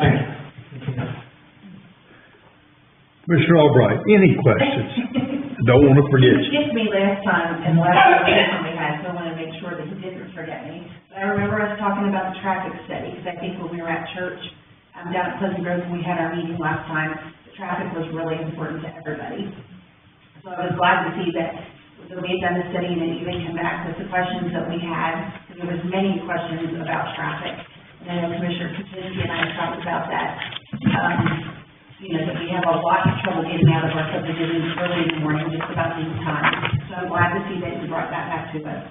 I think, like Dallas said, if we work at this and make this a really good project, and this can be an example to the other subdivisions that may come to us. I think slow and steady growth is a really good thing, and we're working on this together, and listening to what the public has to say, and I think it's a really good project, so I'm happy for it. Mr. Wilkins? Mr. Kaczynski? Mr. White? All right. At this time, I will open the floor for the public hearing.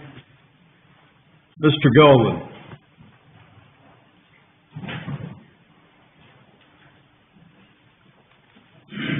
Mr. Golden, as you probably have heard, if you state your name and your address. My name is Alfred Golden, 2140 Cedar Creek Road, Creedmoor, North Carolina. I believe the commissioners have a copy of the email that I sent out earlier this week. I have copies here for anybody in the audience that would like copies.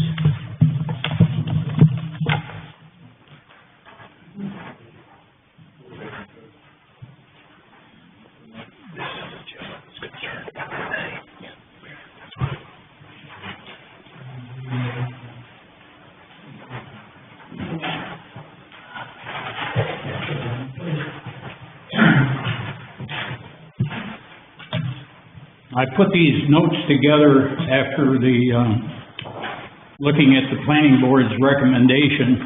Number one, we strongly oppose the naming of the development Cedar Creek, as there is already a Cedar Creek Road, and the similarity of names will confuse people. There were no discussions regarding the name at the April 10th meeting, or we'd have brought it up then. In case of emergency, the similarity of names could cause a delay, fire, medical, police arriving when time is critical. We had to change the name of our private road from Country Lane to Cedar Creek Road when the county went to 911 service. So we're really concerned.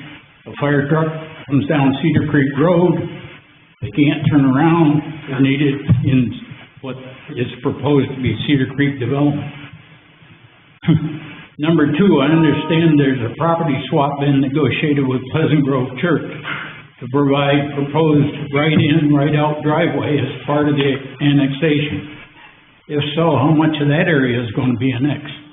It wasn't clear in the presentation that you just made that I could see. At the April 10th meeting, it was said that the existing trees between the development and neighboring property would not be disturbed. How can we be sure of that once the property is sold? My property backs up to an area to be developed. The trees are actually on the other property, not on my property. So the property owner could come in there and cut the trees down. We're looking at a straight line look at the back door of somebody's house. It was also mentioned that berms and evergreens would be built where line of sight conditions existed. If this is true, are all neighboring properties covered? There's been some negotiations outside of the meeting that I understand have already gone on. So, does anyone have any questions regarding my comments? Any questions down this way? Down this way? I do know in my neighborhood, we got Crescent Heights, Crescent Drive. I think there's another Crescent somewhere, but we've never had any problems with the fire department or rescue squad finding us. Praise the Lord that you never do. Amen. And I'm just worried that being married to the widow of a volunteer fireman, we are quite concerned that someday somebody might panic and say, I'm at Cedar Creek, and hang up the phone. So, before I come to you, Commissioner Wilkins, Commissioner Wade, would you like to address that? Yes, sir. I'm a safety officer for the Creedmoor Fire Department. I've been a member for 20 years. My background is in emergency services for over 25 years, including law enforcement, EMS, and fire service. I currently work at Wake Med Hospitals. I can tell you with the advancement of emergency services software, that when someone picks up the telephone, whether it's a landline, old-fashioned telephone, or if it's a cellular telephone, It's gonna ping the location from that cell phone. The days of when someone would pick up the phone and say, my house is on fire, and hang up, and everybody's like, okay, where's it at? We gotta look for the smoke. Those days, luckily, are over with the way technology has transformed. Cell phones ping the closest location we can get within just a few feet this day and age of the cell phone. The home phone pings the location that's registered to the residential address. I can assure you that emergency services will be fully involved and invested in anything that would be contrary to make you feel better as far as it goes. Now, the name of the subdivision may be Cedar Creek, but it may have several different street names. And if we go to where I work at in Raleigh, you might find a Cedar Creek Lane, a Cedar Creek Court, a Cedar Creek Road, a Cedar, one instance I can give you for Granville County in itself, we have Hillsborough Street, and then you go to Oxford, they have Hillsborough Street. So, It's a little bit different than being right next door. yes, sir, I understand. Okay. I just wanted to give you just a peace of mind as far as that aspect went with the way the technology's improved, with the way 911 responds to calls. And hang with, Commissioner, we already covered. okay. Commissioner Albright, do you have any questions? No questions. Okay. Mayor Pro Tem. I believe as part of this public hearing that, there's gonna be some talk of these questions, answers, other than what Commissioner Way gave. Okay. To your other questions about buffers. Yeah, when they come up, they should address it. Okay. It's just Answer those that questions. having an expert right here on the board. Yes, sir, other questions I can't speak to, but I can speak to your first one. Okay. Thanks, Commissioner Kuczynski. So if it helps you at all, I live in the Whitehall subdivision here in Creedmoor, and I live on Whitehall Drive in the Whitehall subdivision. And we have had numerous emergency calls, police calls, and 2 fire calls, and they found the house every time. I believe Sotheby's has a Sotheby Lane in that subdivision. And I know that that's not your concern. Your concern is your house and your subdivision.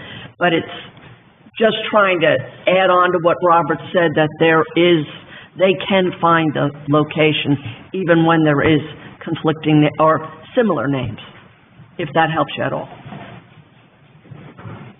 Thank you, sir. All right, Mr. Shunk. Name and address, please. Yes, sir. Robert Shunk with Gainer Development, located at 2627 University Drive in Durham, 27707. Good evening, Mr. Mayor, Mayor Pro Tem, fellow commissioners. My name is Robert Shunk, as already said, with Gainer Development. Thank you, Dallas, for a thorough presentation. Mike, thank you for, actually, I think we've been talking for about 3 years about this project, not since March. But my colleague, Jonathan Barseth here, we've also prepared a presentation, but I think as long as the thorough as Dallas was, and as long as the evening's gone, I think we'll save our presentation and reserve any slides we have for any questions you might have.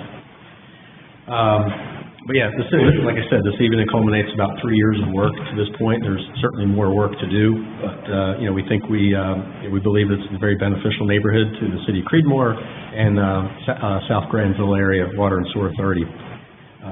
During those 3 years, my team has met numerous times with community development staff, Sigwassa leadership, representatives, Pleasant Grove Baptist Church, several neighbors, and as you as well. And with all of those conversations, provided great benefit for affording us the opportunity to develop Cedar Creek Master Plan, provide several benefits.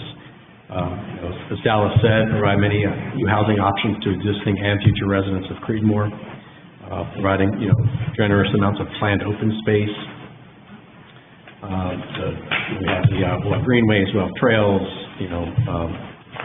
recreational playfields, and an amenity center. We also have a tremendous amount of preserved wooded areas and preserved ponds for recreating in. As stated by Dallas, we also have several transportation upgrades, including a traffic signal at the intersection of Moss Hayes and 56, and several turn lanes along Highway 56. And of course, with that, with a larger development like this comes a lot of tax revenues and fee benefits for Siwassee and the city of Creedmoor. We think Cedar Creek will be a great neighborhood for new residents, happy to call home, where families can all play together. Perhaps some will work from home and limit some of the traffic on 56, and they can, at lunchtime, go out for a walk in the woods on the Greenway trails, and then on Sundays have a short walk to Pleasant Grove Baptist Church. Myself, Jonathan, and our transportation engineer here answer any questions you may all have. And before that, to answer our neighbors' questions, yes, we have negotiated an agreement with the Pleasant Grove Baptist Church. That was to be able to give us a secondary access out to 56. As part of that, we are swapping several acres of land with them. We looked at where his parcel is. It's in the kind of the northeast corner of Cedar Creek, and basically all along that area is proposed all to be, remain wooded. There's no development by the church or us, behind his home. And that's represented in the graphics that, that Dallas was showing. The second that was the third question, but to the second question about the annexation. So we're only annexing our property. We are not annexing the church, with the exception of the section of road that will connect our property to Highway 56. And that was the request of Mike Franco's, to make sure that all of that secondary road can be maintained by the city of Creedmoor. So instead of having one section be maintained by the city and another section by the DOT, it makes it all more contiguous. Item number 4 about the berms. So we have a neighbor in the northeast corner who has kind of thinking he was maybe wanting to shoot deer from his back porch onto the property, and kind of cleared a line of sight into the property, and that's where we were proposing to put berm and put some additional evergreen, so you didn't have to see some of the backs of the homes. So with that said, any questions at this time, or? Not right now. And I hate to interrupt this public hearing, but we need to take about a 5-minute break. That's okay with all of you? Okay. So we will take a little 5-minute recess.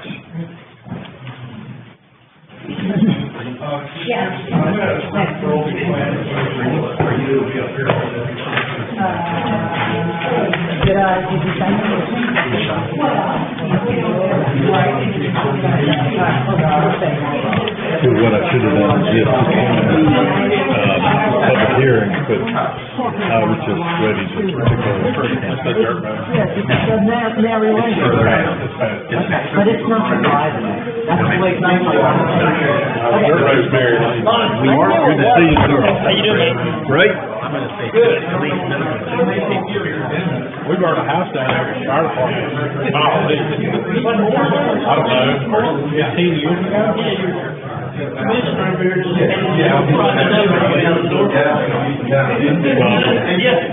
I wouldn't be surprised.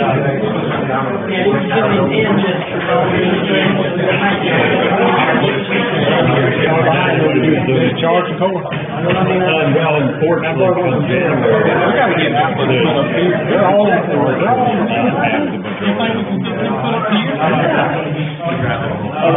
They gonna reach that far and plug it in there. See them up here. Mounted in here. Well, they change so much in these things. There's no ability to vote or change it unless somebody votes. Can you talk to somebody about that? Your phone died. About there, yeah. Why can't they move the alleyway? I actually set up something for the mayor. We need some outlets up here on up here. Yeah. Like Robert I said. set one up for me when I first started here. We're trying to work on Really never used it. At the very end of this property. Like prepared for more meetings. Just judge it.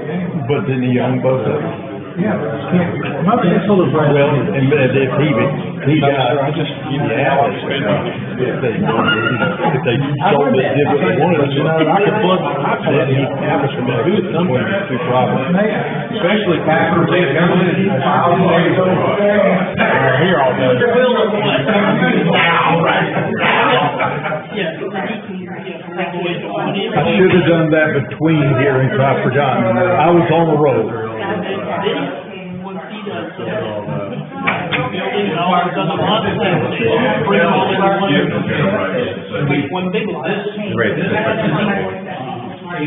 Archie, you might mention to Mr. Downey, this would be a really good meeting for him to come to. With this thing overlapping. Make good on your campaign promise. That's what he calls it, say a lot of things. That ambulance, 12 minutes. Yeah. I mean, the other meetings, to me, he looked like he was always on the phone anyway. This is one of those that is gonna be consistent. You messed that was only, it made more sense than anything else in the code. The only thing that makes me uncomfortable is the lot.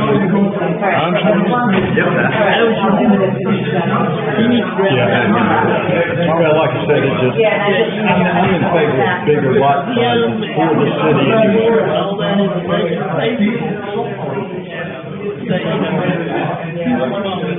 Like everything else.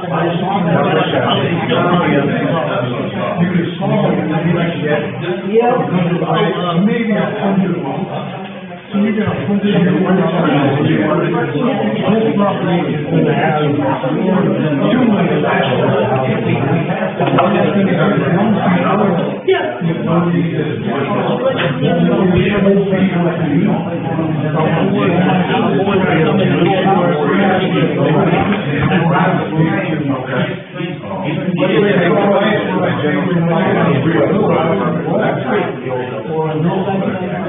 But we have a lot of those small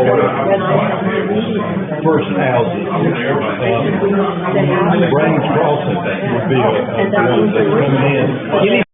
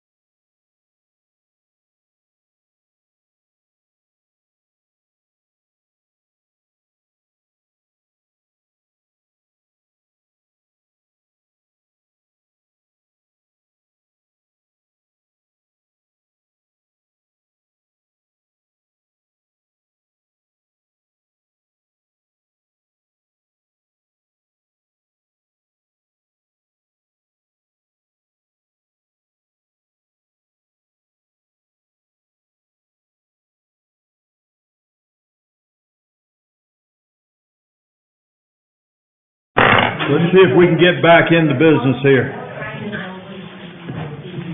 Getting close to my bedtime. Well, at least it's cookie time. Well, I still have pizza to eat too. Oh, Lord. My message.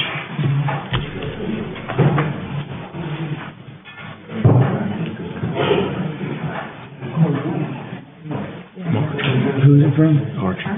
Okay. All right, we are back into our public hearing. Mr. Shunk, were you finished? Yes, sir. Okay. Next on my list is Jonathan Parsons. Okay, well, you're on the list, so that's up to you if you want to say anything. Mr. Washburn, you're on the list. Would you like to say anything? Y'all doing a good job. And, Madam Clerk. Now, she's going to read a statement from Pleasant Grove Baptist Church, I believe is what this is from.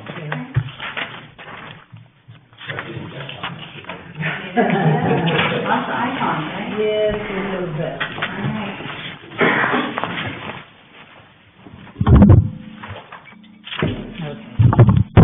Dear City, you ready, sir? Yes, ma'am. Dear City Commissioners and staff, we, Pleasant Grove Baptist Church, are writing concerning the Cedar Creek subdivision being proposed for consideration for rezoning and annexation at the November 5th, 2025 monthly meeting. As you are aware, the proposed conditional zoning plan shows several improvements tied to development upon the PGBC property. One of those improvements is driveway number 1, entering at PGBC's existing drive as a new city street right-of-way that would extend across the church property and tie to the development improvements further to the east. Secondly, there would be the conveyance of the fields and the areas around the existing pond to the church, also shown on their plans as a land swap. This proposal and plan is the result of the developer working with PGBC over recent years to develop a mutually beneficial plan that coincides with the church's long-term planning goals to expand parking and worship facilities.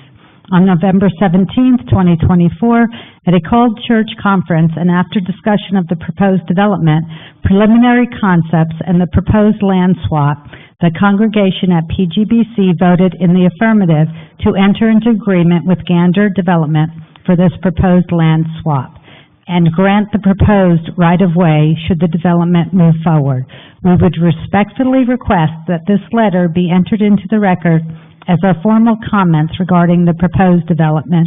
Sincerely, Pleasant Grove Baptist Church. Thank you, ma'am. You're welcome. All right. Before I close this public hearing, is anybody else from either side want to speak?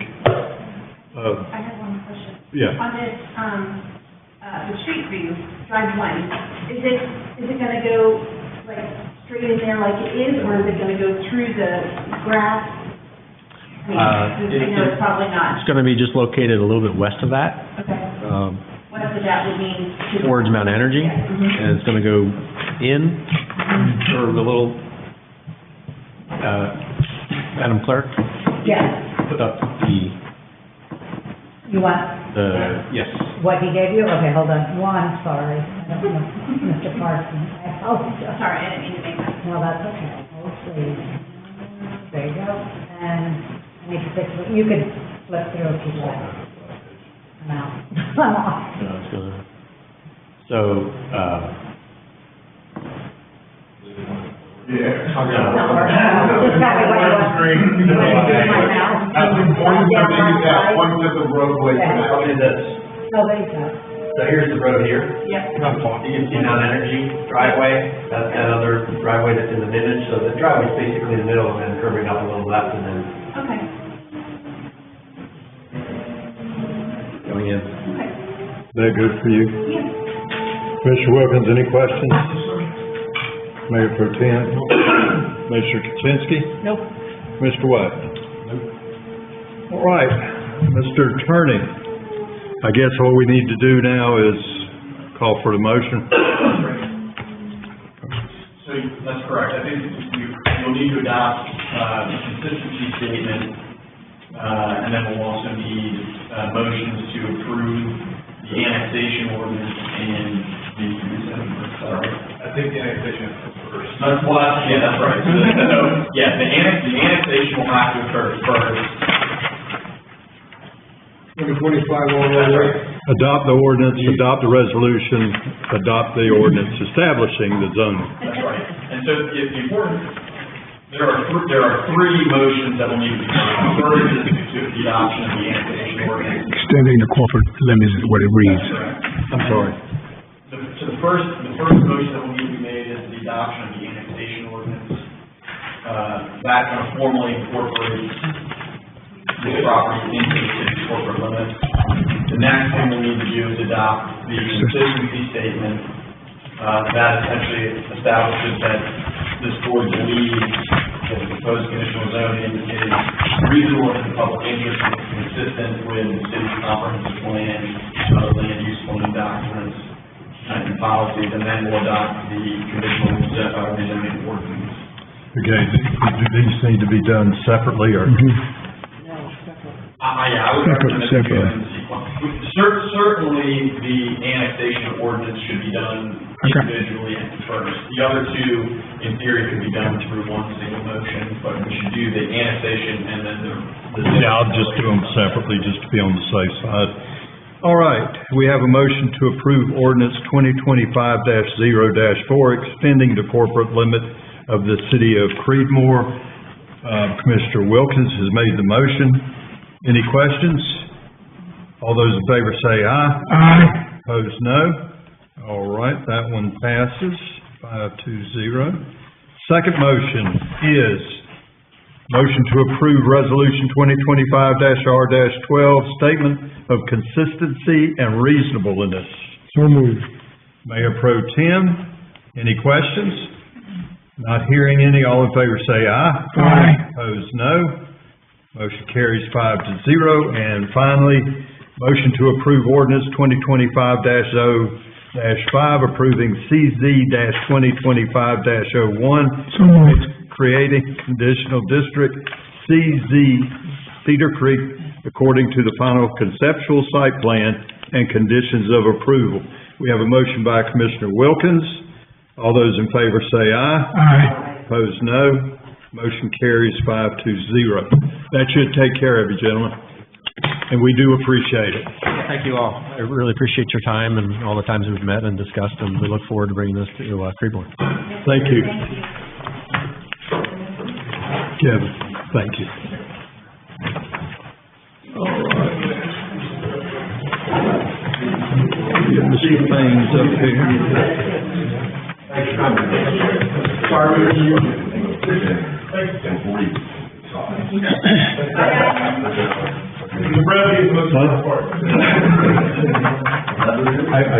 I was going to tell you, I think we've blown past that. And then what'd you say? Okay. Yeah. All right, we move. Mr. Mayor, can I make a comment? Yeah, hang on just a second. Commissioner Way.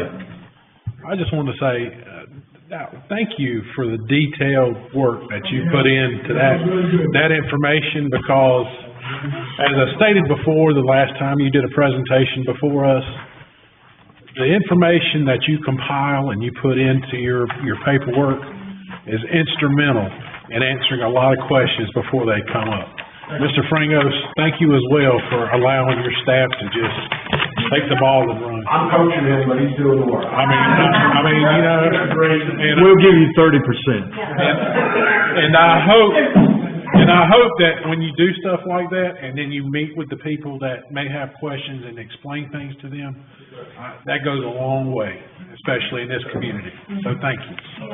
We are here to serve the board and the citizens. Well, I echo everything he said. Excellent job by both. And you make the city attorney easier for him too. Yeah. And while we're piling it on, a lot of different communities and from kind of both sides involved, the developers side, obviously, we work for municipalities and local governments throughout the state. We also work for, citizens, represent kind of opposition groups. And so I say this to say that I've seen a lot of zoning and development proposals and presentations, and, staff, Dallas is doing a great job, but the city staff here has always done, I think, a really good job of presenting, giving you good, clear, concise information to give you the, what you need to make decisions about the city's future in terms of land use and development. And so I will say that I've always been impressed by the way the city staff here goes over the state. Is his contract up for renewal? Mayor Pro Tem. He's trying to make sure we renew this contract. Not to put more feathers in people's caps, but the presentation that over the 2-month period that you and Dallas gave, Mike and Dallas gave to our planning board, who had millions of questions. Again, I sat there and said, there was a guy that couldn't come up with more questions. He just kept coming up with questions and they were answered.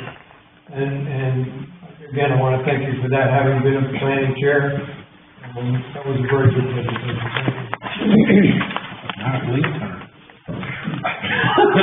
I'll follow that way. We're not going to be able to turn out the door. I'll be playing this video at my performance lately.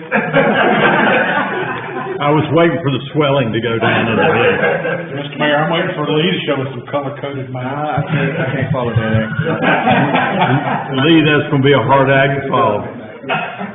All right, we move to 10B, which is budget amendment number 2. Mr. Faines. Yes, sir. Good evening, Mayor, Board. Tonight I just bring for you the second budget amendment for FY '26. In this budget amendment is items that I brought to you at the last meeting to make you aware that they will be coming to you all. One of those items being the $3 million that the city approved to allocate towards the police department construction. So this amendment appropriates that $3 million and moving it from general fund to the capital project fund to begin paying for those expenditures as they come. This next amendment, if you are aware, I made you all aware of the $16,000 for the emergency operations plan that was budgeted in FY '25, but wasn't fit into FY '26. That PO failed to roll over due to my missed that one in the rollover. But that is just appropriating that $16,500 for that project that went forth and you all approved. And lastly, this amendment appropriates $2,600 of donations that the police department receives for the senior programs, their outreach that they do each and every year around the Thanksgiving and Christmas holidays, where they go out and give items, supply things to the seniors. So this $2,600 appropriates those additional revenue to the police department to fund those expenditures. Any questions? Mr. Wilkins, any questions? Commissioner Albright? No, sir. Commissioner Wade? No, sir. Commissioner Kuczynski? Mayor Pro Tem? All right, at this time, I'll entertain a motion to approve budget amendment number 2. Motion is made by Commissioner Albright. All those in favor say aye. Aye. Opposed, no. Motion carries. As always, Lee, thank you very much. Thank you all. Okay, that took care of that. I'm gonna have something for the grant. Okay. Not just because I want to continue working for the city, I want to say, our firm has done a whole lot of these public financing projects, and I want to give credit to Lee and also the rest of the city staff for shepherding this whole project through that we just completed, I guess, last month. That was a lot of work, and they've all done a great job of making sure all the city's T's and our crossed and I's are dotted, and they deserve some credit for that. Gonna make a contribution. We can talk about that. Okay. Our police department will be happy. The Kevin Hornick, Police Department building. Okay. That'll be exactly $3.8 million, and we will be happy to do it. the Kevin Hornick conference room. Can we settle for that? That's only in the file. All right, let's move on. 10C, Sigwassa non-residential allocation request, Mr. Frangos.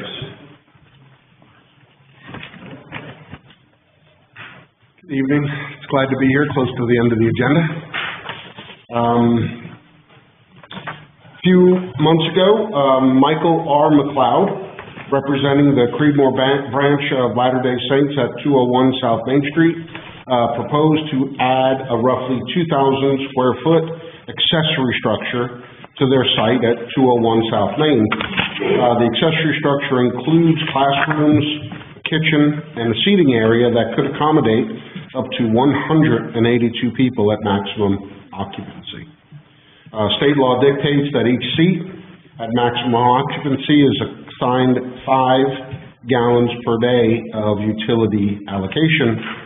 Therefore, they have requested 910 gallons per day of total allocation. Religious institutions are uses that are permitted by right in the Main Street zoning district. The prefabricated modular addition will not require new parking area, nor additional stormwater control measures due to the zoning district and the limited disturbed area respectively. This is not a large site plan approval, although we have included a couple of pages of the site plan in your agenda packet, just so you're familiar exactly with the proposal, but this is a lawfully approved administrative project, again, because of the size and limited scope and disturbances. So tonight's request is specifically related to utility allocation.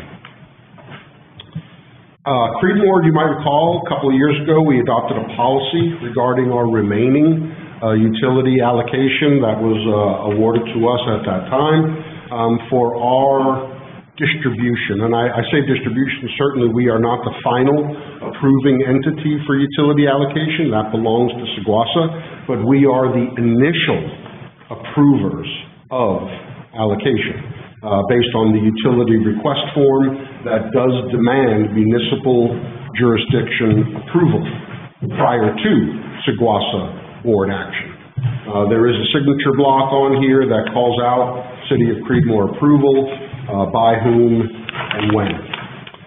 So this request does exceed my authority as Community Development Director, because I'm allowed to divvy up to 400 gallons based upon the single-family detached housing. Those you all have given me the authority to do, and we've done that. We've given out several SFD approvals, but this one, obviously at 910 gallons, exceeds my maximum and certainly is relevant to this board for its review and consideration.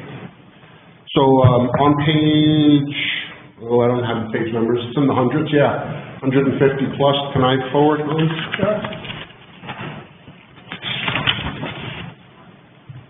There. So this is the existing conditions map, the old bank there on the corner, which is now the LDS sanctuary, and then the accessory building will be to the bottom of the page there in the grassed area, roughly here. This is the schematic plan of where the modular will sit. There are associated walkways, deck areas, stairs, etc., and all the accoutrements that go along with it. This building will be connected directly to the system itself, individually, not connected to the principal structure. So that's why an additional utility allocation is required. The building meets all the requirements for development in the downtown district. It does have masonry, hardy plank siding.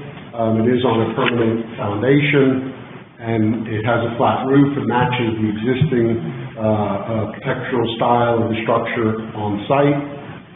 And this is the roughly layout of the floor plan. You notice the large room, which could accommodate a larger assembly. Mike, just to jump in on a question. In comparison in size to the current building, how give me a relationship between the two as far as how big, will it match the size of, about the same size? About the same.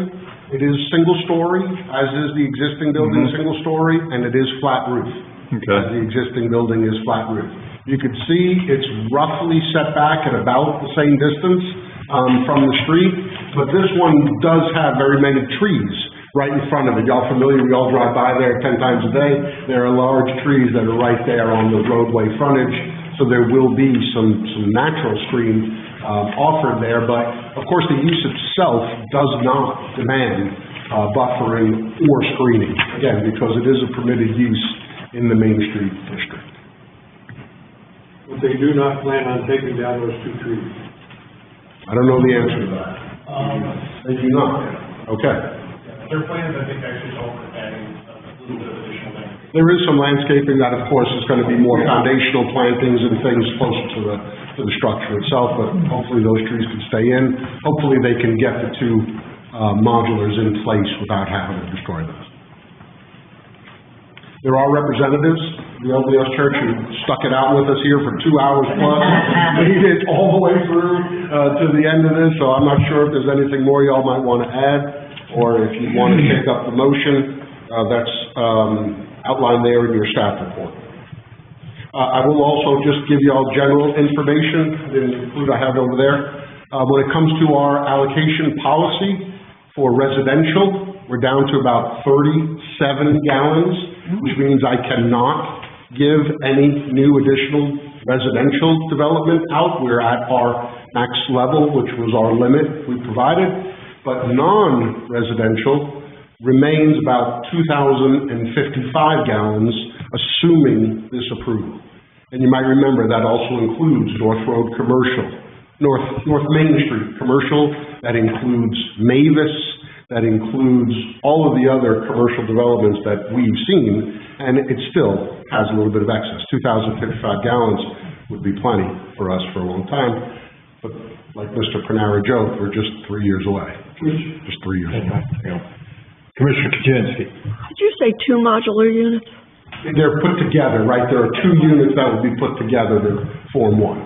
Okay, so the 4 property lots that are for sale on Elm Street, I have just gotten a message that they are going to be between 1,300 to 1,500 square foot ranch homes, so that if push came to shove, we could move the non-residential to res. Those have been served. Yeah, we did that, already. On Elm Street have been served. There was 2 existing. Go ahead, I'm listening. There were 2 existing meters in place for the existing units that had been there, and the 2 new lots that were formed were given allocation. All right. So all 4 of those lots can be served. Okay. But to your point, certainly, this board has the right to move that allocation from non-residential to residential if that was your desire. Okay. I'm just letting you know that right now, we're down to just 37 gallons. Mayor Pro Tem. Given the initial phases of,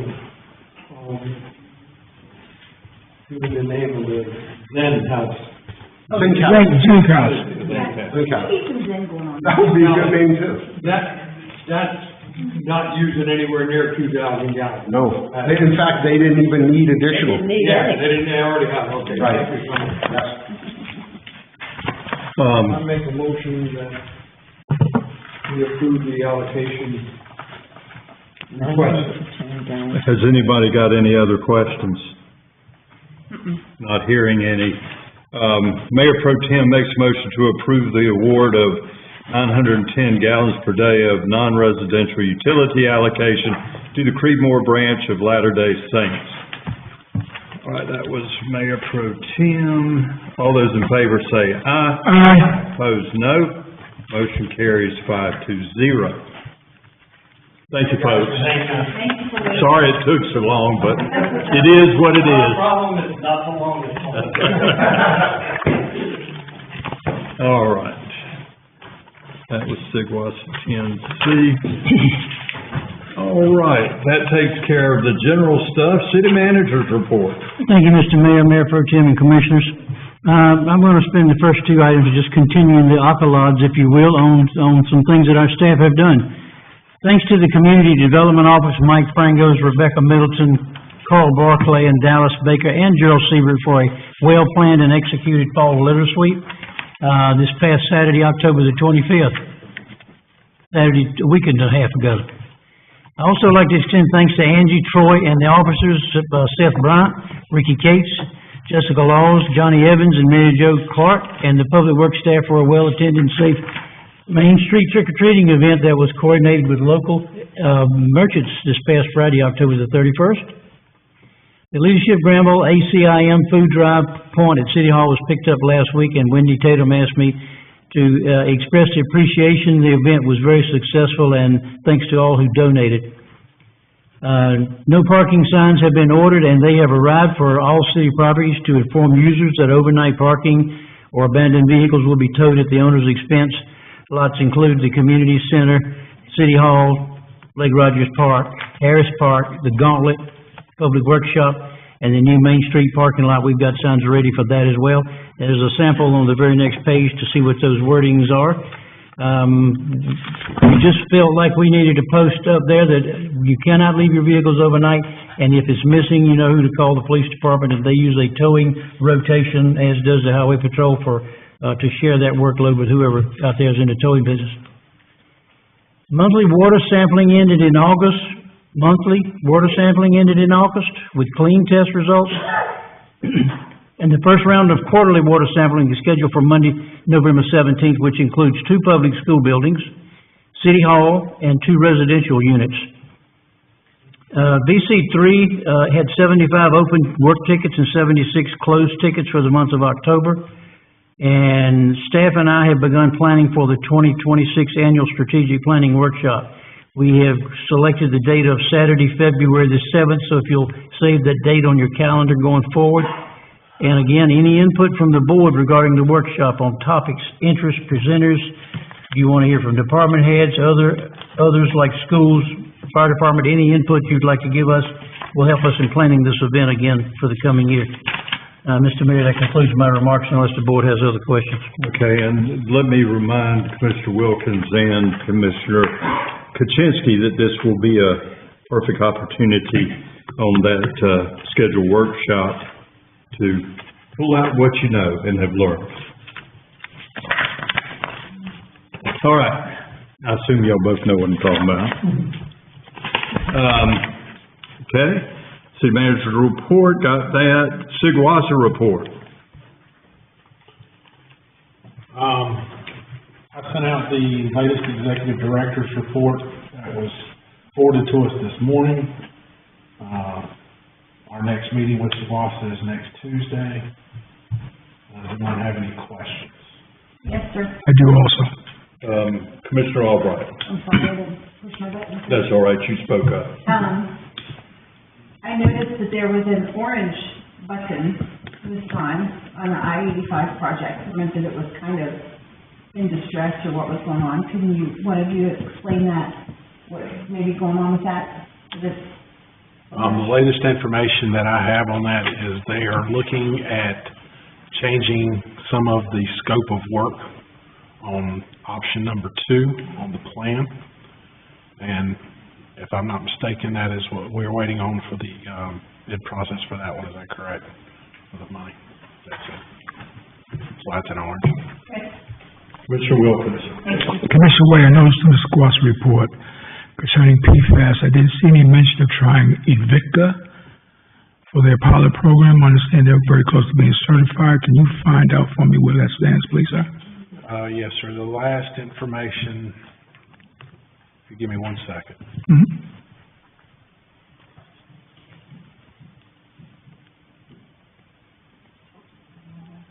Yeah, the last information that we got, we did discuss it. The last information Director Schroyer put out to us was that the Invicta process, they are talking with the City of Cary. The Executive Director and the Assistant Director are talking with the City of Cary to see how their pilot testing program is going. And hopefully we will get some information on that. And that is a question that I will ask next Tuesday night. Thank you, sir. Appreciate that. One other thing I wanted to add about the Cary testing. Invicta went to Cary and asked if they could set their system up to test. It's not a partnership with Cary. It's just Invicta wanted to test for Cary. Cary's not involved in a pilot testing. This is just Invicta's idea for, to use their system and to work it out. But there's not an agreement. The town of Cary did not hire Invicta for a pilot testing. Invicta went to Cary and said, can we set up and can we start testing some water?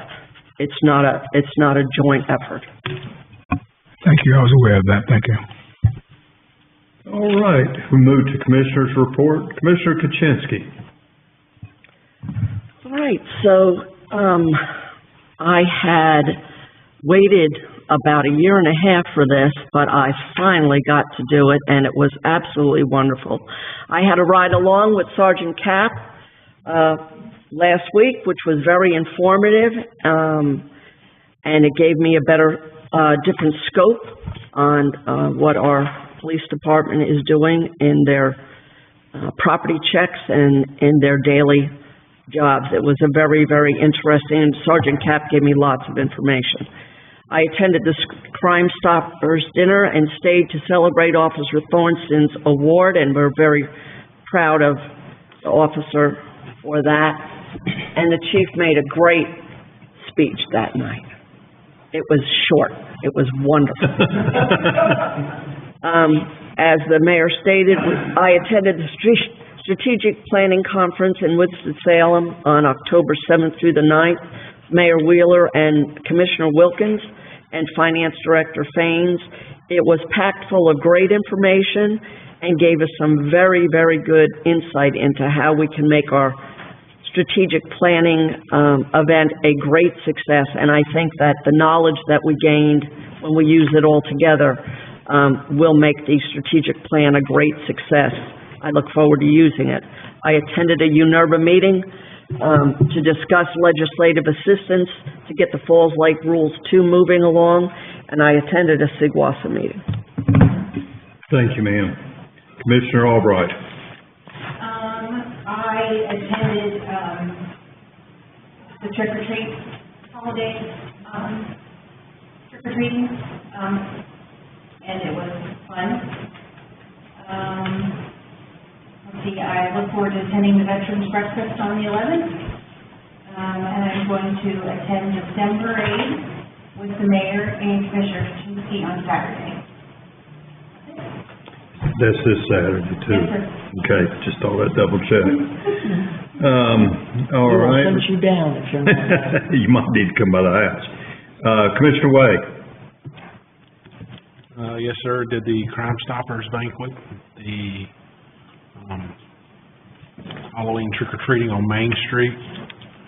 I was also part of candidates forum that was pretty much like a town hall session at the South Granville branch, and looking forward to the other events we have coming up. All right, Commissioner Wilkins. Yes, sir, I also attended the Small Town Strategic Workshop, and I also attended the candidate forum at the library on the 13th, and I also attended the Crime Stoppers banquet, although I left abruptly. All right, thank you, sir. Mayor Pro Tem. I don't necessarily want to talk about what I did over the month, but I did lots, and I normally do, attended the meetings that I normally attend. I want to make a remark, I guess, to our city manager, that I take seriously those two young ladies who brought forth the problem with activities at the community center. One of them is a buddy of mine. We meet every other second Tuesday of the month at the SIGWASA meetings. But Joyce was here tonight, and I trust her wisdom. So I'd just like to see that we make sure that we get these activities, if they're not there now, back into our activity schedule at the community center. That's all. Thanks. City Manager. In response to that, Commissioner Gleason, I did want you to know that I got involved in this last week because I was copied from those two ladies that spoke. and I've met and talked with Chastity about it. We delved way down into it. There's lots of issues there where, we tried to work with the ladies, tried to move them to another date or time, trying to cooperate with her. Apparently, the two previous recreation directors have allowed things to go on that should not have gone on. And we have a new recreation director, is what I'm telling everybody, and she's running the show down there, and I support her. She's doing a fantastic job. She is working to get those positions filled and moved along, so I am fully aware, and I've been involved in that in great detail, let me say. Thank you. Yes, sir. All right, I guess that leaves me, along, as already mentioned, attended a strategic planning workshop. I carried along a recorder so that we could record everything that we heard and did and saw, and each of you should have a copy of that Is to that be what used. this is? I was wondering where this came from. That's what that is. All right. And, I want to thank Sarah for taking care of that for me, because the Lord knows I would have never known how to do it. I went to the opening of a new endoscopic facility in Oxford that is tied in with Granville Medical Center. I attended Halloween on Main Street, as I always did. We gave out pretty close to 3,000 pieces of candy. Opioid Advisory Committee, I attended that, and that's coming along to do kiosk with Suboxone in it, not Suboxone, but Narcan. Attended the Crime Stoppers banquet, which was well attended, and I think went real well. Again, the trick or treat I did. Litter sweep I missed, unfortunately. My wife had a stomach ache. I'll just leave it at that. And I was at the hospital, so I was unable to attend. That is all I believe I have. We do not have a closed session. I will entertain a motion to adjourn. So moved. Commissioner Wilkins has made the motion. All those in favor say aye. Aye. All those opposed don't say anything. And motion carries 5-0. Thank you all very much. I think we got a lot done tonight. I know what I said. Carolyn Johnson, Lisa of the 2 acres of Berkeley and Sip. I didn't want to use those names.